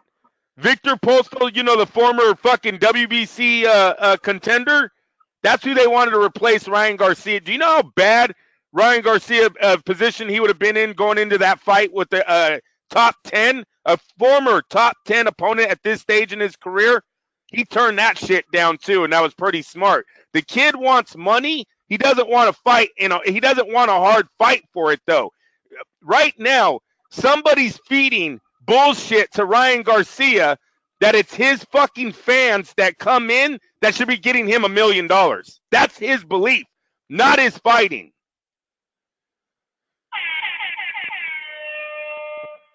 Andrew, this one comes from JOBD Daniel, can't believe nobody showed you how to act. You need to get somebody to tell you when to shut the fuck up. You're in a rough business, man. And from what I see, from your little fan base, they got you thinking you're Oscar De La Hoya. You're not. That's right. No, it's absolutely right. You know, we shouldn't do hot takes on comments from Twitter, though. No, Instagram. Oh, Instagram. Okay. And for anyone habla español, Instagram. Hey, see, you learned something this morning. No, but I still Instagram. Instagram. All right, can we get to Friday night so I can find a way out of Devin Haney. Yeah. Devin Haney's the future. I didn't watch Haney, so let's rewind to Friday where I started my Vegas sojourn. 5 a.m. I woke up at State Line. Apparently I passed out. I made it to State Line after my first concert on Thursday night, and then slept at State Line. Then I worked. Did you go to the Eric Clapton concert? What? You didn't go to the Eric Clapton concert on Friday, right? No. I went to go see two cover bands, the Sammy Hagar cover band at the Cannery, and then I went to see Van Halen at Counts. So I got the double shot of Van Halen. Did you like Eddie Money? They both did Eddie Money fucking covers. Nice. I didn't pay money to see a Sammy Hagar cover act do Eddie Money covers. Like, I only get 90 minutes, man. Plug in a Sammy Hagar song for God's sake. I digress. I went to the Nevada Boxing Hall of Fame. Nobody showed up except for me. Shout out to Mario Serrano. Good job with the media in there, bro. Nice. Nobody showed up. You're lucky that I did any marketing for you guys, or you would have had nobody. I can document. I at least got in front of 1,000 people. Is that shitty on my part, Andrew? No. It was. But I like the Nevada people. They tried hard. Mikey did show up. And so it was me. Wait until you hear this, Andrew. It's me, Jesse, and Suleiman. Oh, I seen it. I seen the photo. Wait, it's going to get better, Andrew. Hey, Willie, he was behind enemy lines, man. This dude was with Suleiman. What dog is losing his shit? Mine. Oh, your dog's angry. We're going to have to close the heat shield again in a minute. All right, Andrew. He went to go kill a dog. All right, so Andrew, what do you think I asked being face-to-face with Suleiman? I have no idea, dude. I have no... All right, you guys ready? How much did it take to become a contender? My history with the Suleiman family. What do you think my question? If I gave you $1 million, could I get a top 10 ranking right now, cash? You're actually pretty close. Yes. Yeah. Next fight, I mean. No, Suleiman. We're at Suleiman. I'll get to Mikey next. Coming from you, Lee, that's like a wild card question. I don't. First thing I said is, why do you guys like suck the dick of the entire Chavez family? What's that all about? Yo, you didn't. Not like that. Go check out the video of Fight Net Radio, everyone. No, I didn't do that. Oh, I was like, what the? Like I said, it's a wild card question. No, there's legitimately like a couple of moments where I went, I could take this way too far in a direction, and Andrew's gonna go one weekend. We're so You could have said something. You could have said something like, being so close to the Chavez family, have you ever been in the same room with El Chapo? Oh no. All right, Andrew. First question was, how much did the belt cost? Good question, right? Right. He thought about it, and he looked at me and he went, $150,000. No, $22,000. That's it? Yeah. And Bro, they're getting made in Mexico, Will. Come on now. Gold is still gold, right? It's real gold, right? Really. It feels it's gold plated? Made out of lead. It feels heavier than shit. Hey, you guys heard Tyson? Look, I wasn't recording. I said, it's going to be the number that I put out there. I'm the only media here. He goes, 22,000. And I said, okay. Did Bob request it? No. We made it. We're giving it as a gift. I said, there's no sanctioning fees. This isn't a sanctioned title. You're not looking for any additional monies. There's no nothing. He goes, we made the belt as a gift to give to them for this fight straight up. I was professional, Andrew. Nice. And they also get credentialed, though. They get credentialed. Yeah, of course. They get free shit. WBC. I don't even think that he needed to submit to get let into that fight. I'm sure somebody was defending a WBC belt. The funniest part of the Maya belt, you guys didn't see this on camera. It was in the media area before the fight and in the VIP section with the whatever celebrities we had, which there weren't any. They were passing the belt around on the floor section so people could take photos in the floor section with the Maya belt. And just a big shout out to everybody. And well, there's only one. Well, yeah. And so I say this to Tyson Fury. When you open up your belt, you want to peel back the top, you'll find a Fight Net Radio sticker inside the belt that I jammed in there. Also, one of my pubic hairs, and I got a boogie in there, too. Oh, my God. I didn't. But it's a funny story. Right? Okay. Next person I talked to on Friday night was Mikey Garcia, because we had Ron Mundo tell us a week ago that Mikey was going to go after Manny Pacquiao, that's kind of what he's petitioning in the news, and that there was a possibility that he would sign with Top Rank or with Zuffa Boxing. So you said Mikey Garcia signing with Top Rank. So Ringside with Ron Mundo interviewed him at the fight the previous week. And at Mikey's event, Mikey promoted an event. So Mundo went out there and got FaceTime. The video's on Fight Net Radio. Anybody go see it. I might have taken it down. Was this the one in the parking lot of a grocery store? Yeah, whatever it was. Mikey played Ron Mundo in the video. He basically played the media angle. He played the whole situation. And I got Mikey one-on-one. I don't know why everybody thinks I'm menacing or truth serum, but I looked at Mikey and I said, so, there's media circulation going around, and we might actually have a video. Like, everybody's wondering, are you here to sign with and announce that you're with Top Rank or possibly Zuffa? And he looked at me and goes, no, I'm a free agent. I don't know what anybody's talking about. What? I said, literally, there's clickbait floating around that's usually attached to you saying that you're going to sign with Zuffa, or here's the secret. I didn't record the conversation. Okay, that's the smart move. If you want to get a real answer out of a fighter who thinks he's going to scream out on a Twitter feed, right? They're not going to say shit. You take the camera down, it's not politically correct. Like, he was completely cool about it. He's like, I haven't talked to Dana White in 2 years. I'm not signing with Zuffa. I haven't talked to Top Rank. I'm a free agent. I'm happy being a free agent. So who is he fighting next? Nobody. He has no fight. He's just making the rounds and he's playing everybody. I'm saying this to all you media types. Like, how much more time does Mikey need to be on vacation? Mikey's just out taking photos. Hey, Mikey's like me. I plan on taking vacation. I'm not supposed to, but not for that long. I mean, how many more fights does Mikey have? Like, he needs to be fighting right now. He needs to be signed with somebody right now. I mean, he backed out. I mean, I'm not saying he backed out, but what happened with him and Mikey? I mean, not Mikey Garcia, but Danny Garcia. That fight fell off, and then you're going to wait for Manny Pacquiao, which isn't going to happen now, and that'll be our next segue. But let's jump ahead in the evening. Got 10 minutes. Are the Raiders playing at 10 o'clock? Football starts at 10 o'clock, dude. I understand that, but let's jump ahead to the evening's fight of the discussion real quick, Andrew. Okay. I was clearly watching cover bands at that moment. So you guys watched. You didn't. You were probably wrangling kids. Andrew, you watched boxing on Friday night, along with probably Mario Serrano from New Jersey or New York or wherever the hell it was. So tell me about Devin Haney. Looks like the future. Very good fighter. Andre Ward might have started something here in northern central California. We got Haney from Oakland, Flores from Stockton, Ramirez from Fresno. They're all shining right now. So Devin Haney is right there.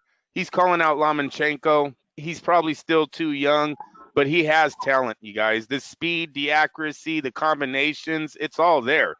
Now, does he have the defense? Against this level, yes. Against Lomachenko level, I have no idea. So that's something that he would answer on that night. But as far as offense, dude, he's there. Natural ability, he's there. This kid, I like everything I see with him. I would hold nothing back. We know who's under Dazin. So it's going to be Eddie Hearn. So they'll probably move him slow. I was thinking if he was with Top Rank, Bob would probably pull the trigger now because I really do think he's one of the best fighters in that division on natural ability. Sometimes just, God-gifted skills make you one of the best, and he looks like he has that.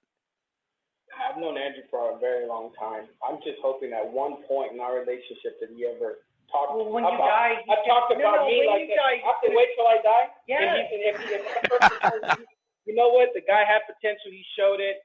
I don't know if he was going to make it all the way to the top, but he has a bright future. Yeah. Mike, interrupt you. I wouldn't spend so much.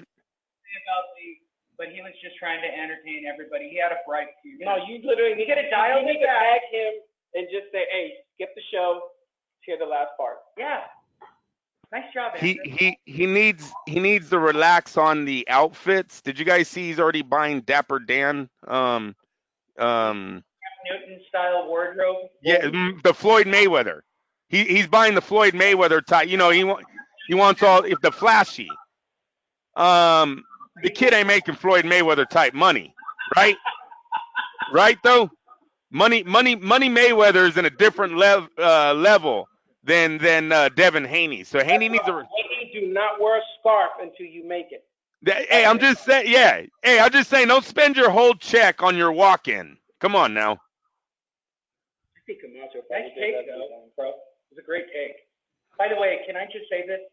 English fight fans in those matching suits are the most ill-mannered, unruly, fucking white people. I was embarrassed to be white in that arena. Like, for those of you who don't know, it's, how do I say this, racially diverse here in Las Vegas. Hey, can I tell you guys, can we all agree to this, Lee? Can we agree to this? When Teofimo Lopez called out Lomachenko, he was answered in about an hour. What happened when Devin Haney called out Lomachenko? I'm still looking for a response. I saw that post on social media. He is. Lomachenko's looking for the money, and he knows that Haney ain't gonna bring him anything right about. I agree. Wait a minute. Dazin, people. We're talking Dazin. Dazin has money. Oh, Dazin can make that fight. Believe that. They're nothing holding. Are you serious right now? Can't make that fight. The zone doesn't cross the stream with ESPN, and we're back to Otto Wallen again, which is how are you going to? No, they actually do. They do, and Bob Arum's won all of the fights. You are just as delusional as the promoter of Otto Wallen. It's the PBC, Lee. It's the PBC, Lee. It's the PBC. That's it. Those are the guys that are being stalled out right now. Eddie Hearn and Bob Arum have worked together. So, no. Devin Haney. I said it last night. Hey, let me tell you something. They put enough money on the table for Lomachenko to fight a rookie. You're telling me they won't go for it? Are you serious right now? Fuck. Well, he could take the Floyd route and fight a guy that looks like he has potential to be somebody. You know what I mean? And so you can get credit for it later on. This could be Floyd Mayweather Canelo all over again, where the experience just wasn't there enough for him to do it. You understand? Just a little bit too young. He's only 21. How old was Canelo when he fought Floyd? 15. Yeah, no, seriously. He was like 22. He was like 22 years old. Hey, listen to me. He's 20. I know you guys all laugh, right? Is Canelo Olympian? Is Canelo an Olympian? No. But at 22 years old, he went 12 rounds with the best fighter in the world. Correct? Because he was an easy mark, yes. He should have. No experience. No experience whatsoever. He was not De La Hoya. Canelo would have more experience going into that Mayweather fight than. Look, no, are we comparing a guy? Let's talk about this for a quick second, right? In Haney's case, he's not in TJ fighting guys that are like fighting. He actually his pro debuts in TJ. You hit that on the mark. His pro debut is at 17 years old in Tijuana. Yes, sir. That's what I'm telling you. Lomachenko looks at this fight. He looks at this fight. This could be Mayweather Canelo all over again. got moted out of Andrew via remote. I know. I don't know, but I just don't see Lomachenko, man. He ain't gonna take that risk.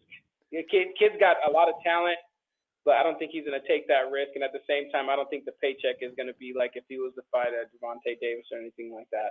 Eddie Hearn needs Devin Haney to be as special as De La Hoya needed Canelo to be special against Floyd. They might do the fight, Lee. They might do it. Right now is this. It's the story and the fucking personality. Can you imagine if Devin Haney at 21 years old is able to defeat at 32-year-old Lomachenko? We actually have an app that streams 49ers games called the NFL Ticket League. You paid just so you could watch. I don't live in California. No. I pay an extra. $8 a month. So just watch 49ers. And you know how shady DirecTV is? Garoppolo. Hey, you're damn right. I'm sorry, who's the number one fantasy? Hey, Lee. Lee. You're a marketing guy, right? You're always thinking marketing side. You just told me right now that Deontay Wilder will be in front of a camera challenging Tyson Fury because he knows the fight won't happen, right? Yep. If I'm Eddie Hearn, don't I make the same announcement with Devin Haney now being the mandatory? It's already on social media. I've already seen the post. I've already seen it. Yeah, he is now the mandatory to Vasily Lomachenko's WBC title. That's the bridge. It's there. So if I'm Eddie Hearn, I'm challenging him this morning. Let's do this fight. This is a great fight for Dazin.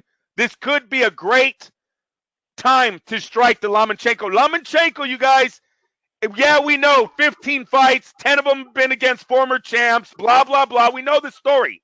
But in his last 2 fights, he has looked hittable.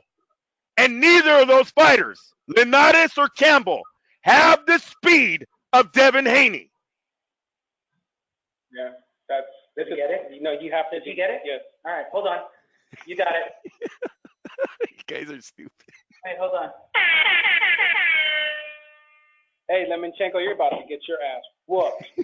Hey, it's a good fight.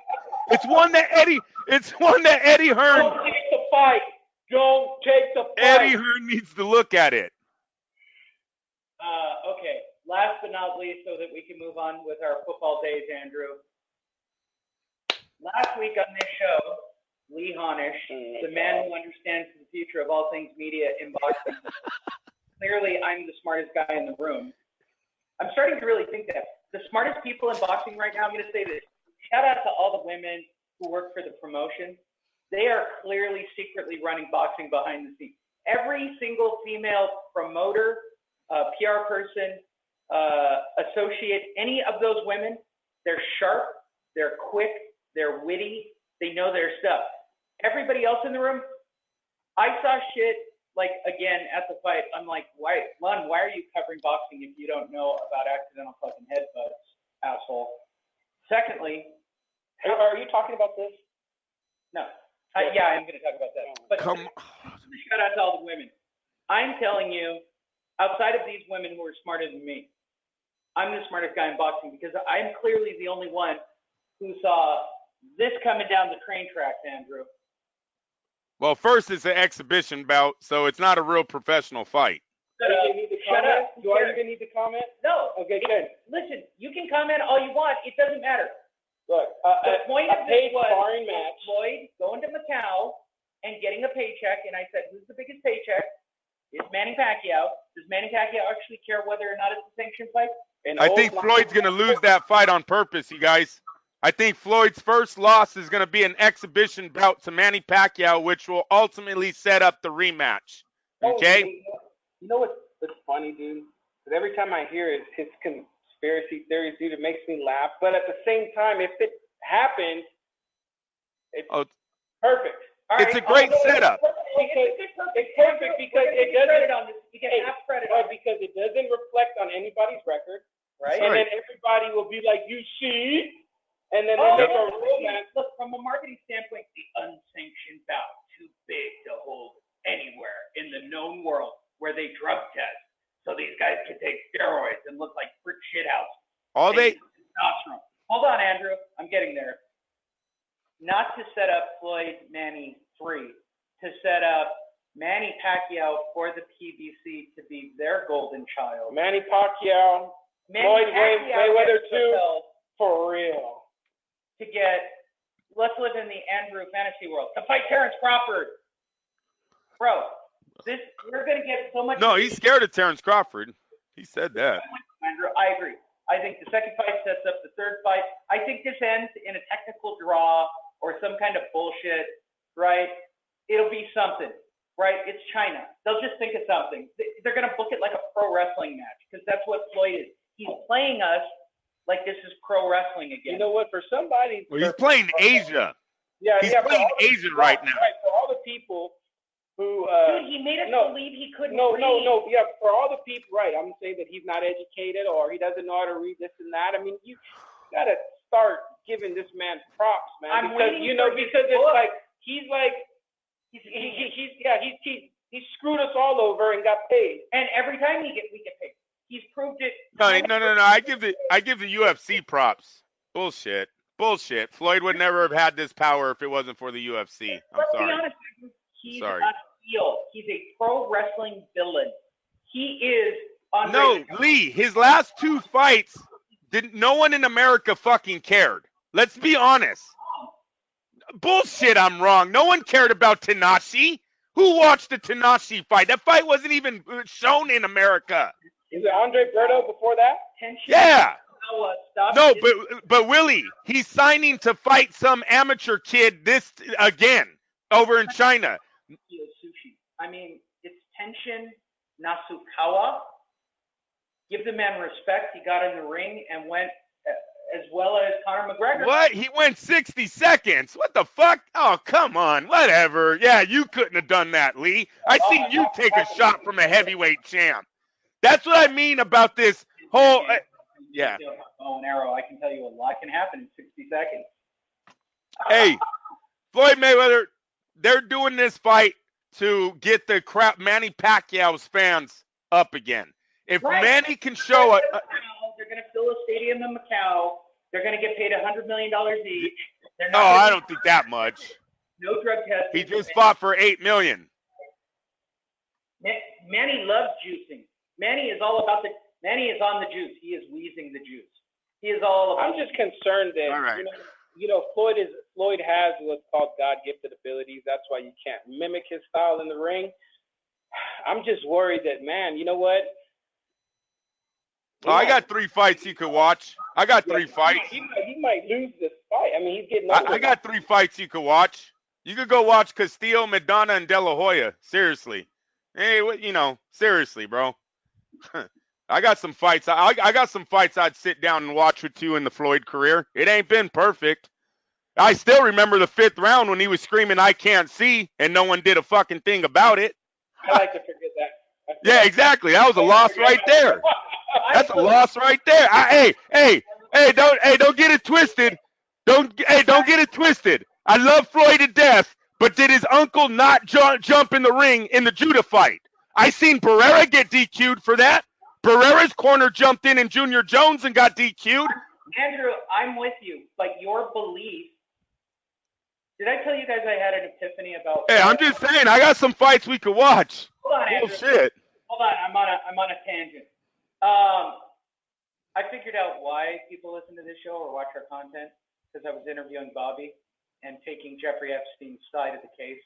To which Bobby looked at me and his eyes got super big. I go, that's what I do on Fight Net Radio, isn't it? I just piss off the other side all the time. Andrew, you're the other side on this. So I hear you, but let's believe until you're blue in the face.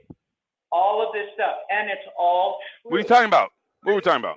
Here's the truth, Andrew. Here's the truth.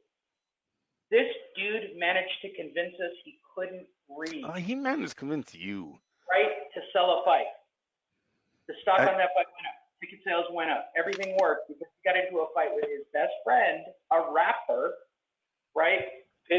Where he couldn't read, right? And they still propel that shit. As we were leading into this, what did they use to jumpstart all this talk? Hey, by the way, read this to Floyd, right? They did the But Lee, you know what's funny is every time you read a Floyd tweet, we absolutely know it wasn't him writing it. What's that tell us? He hired someone like me to fucking. Yeah, you say, well, okay then, because he can't do it on his own. Hire me. Hey, it don't look like Antonio Brown's little email because you know he wrote. Spell check would have broke down. Like that whole thing would have had that little red line going through the. He hired a guy like me to. How do I get out of this situation, please? I had the same talk with Bobby about Jeffrey Epstein and everybody involved with that case. He said, "What do they do?" I said, "They hire a guy like me to make the situation work." Like even when I'm working with real estate agents, I'll say I'm not getting people because they're like, oh, look at how great the branding is and the experience and how great a fighter or how great a person they are. No, I scare people into taking action. That's how you do it with the internet. You fucking scare people into the action. And Floyd's doing it again. The most dangerous Floyd fight ever. If you guys don't believe that they're going to talk about steroid use and unsanctioned and all the pro wrestling jargon to sell this fight, then you are delusional beyond words as fight fans. This whole thing is a setup so that they can play on every one of those things, and fight fans can say till they're blue. I'm not spending $59 to watch this fight in China. We hear it all the time. All the time. Yeah, and you're not going to, and a million people aren't going to spend money to watch Logan Paul either. You know what? Fuck all y'all. You got to remember. You got to remember when he fought Conor McGregor, the story wasn't about the stales. It was about the illegal streaming. Floyd Mayweather hasn't been a hit for about 5 years, okay? A hit pay-per-view wise. This Tanahashi fight, whatever his name was, wasn't even aired in America, okay? We did not care. Nobody cared. So. Did you get it? He got a touchdown, Andrew. He's very happy for his Raider game. Well, I know. I got to go, too. Let's move it on. Are you drinking, like, white wine now? No, I got kids in the living room. I got to go, too, bro. About Will, I don't know what San Francisco fans do. Do they eat wine and cheese or something? Like, I've heard all this shit because I hang out with Raider people. No, their fan base has changed. Cheese eating. We're from the Bay Area too, bro. Right? No, they moved out of San Francisco. Bullshit. Well, look, hey, you're not street, bro. Oh, because I have a Niner jersey on. Did you hear this? Niner. Hey, he ain't street. He's got a Charger jersey on. Then now he has a Rams jersey on. And then what did he say in 2020? I'm going to change the difference between you and I got to. Hey, how much is your jersey cost? I'll talk to you later, you guys. So that's at least a $300 jersey somewhere in there. Probably. Okay, $150 to $300 depending on the quality. Where are you getting that? I got mine from China, and I spent $29. I got a bunch of. By the way, same shop manufactured them. The smart white guy from LA found the shop that makes them in China and had one fall off the truck. You see, unlike you, I have like a neck and shoulders and traps, so I can't buy the knockoffs like you. Hard to believe that nobody could choke me out with her and make a choke, right? Yeah, because no neck. Right. No neck in jiu-jitsu is the greatest. It is the greatest thing. Advantage. My brother-in-law, when I started teaching him, he goes, "I could choke you out." I go, "Bro, I don't have a neck. I haven't had a neck since I took high school wrestling. I mean, I don't have a neck. That's why I don't shoot video, and I have to sit upright." Hi, Andrew. How you doing? How's the show for you? Take us out, Larry Merchant style. Andrew? I don't know why. No, clearly it's working, so it's just us. All right, I guess we have to finish the show. Can Manny Pacquiao close us out? How about Manny and Bob? Manny and Bob? Jesus Christ. Good to see you, Manny. How the hell are you? 4-win, been good. You know, you should have stayed with me. No, I'd rather stay with Brady Roach and then dump him and be with Boo Boy. What the fuck's up with you and that Boo Boy kid? He's a little chubby guy, but, you know, he's my friend. We'd like to thank Fight Net Radio for putting this reunion back together for the first time ever again. I mean, I'll take a chance at a fight, you know, because it's a good press moment. But back in 1914, when I started in boxing. It was 1914 when the guy's grandson fought on Saturday night? That's right. Okay, but that's not my grandson. He's not supposed to be. Thank you, Fight Net Radio, for putting together the most monumental moment. Oh, by the way, are you really fighting Floyd? Okay, there you go. Thanks, everybody, for listening. Fight Net!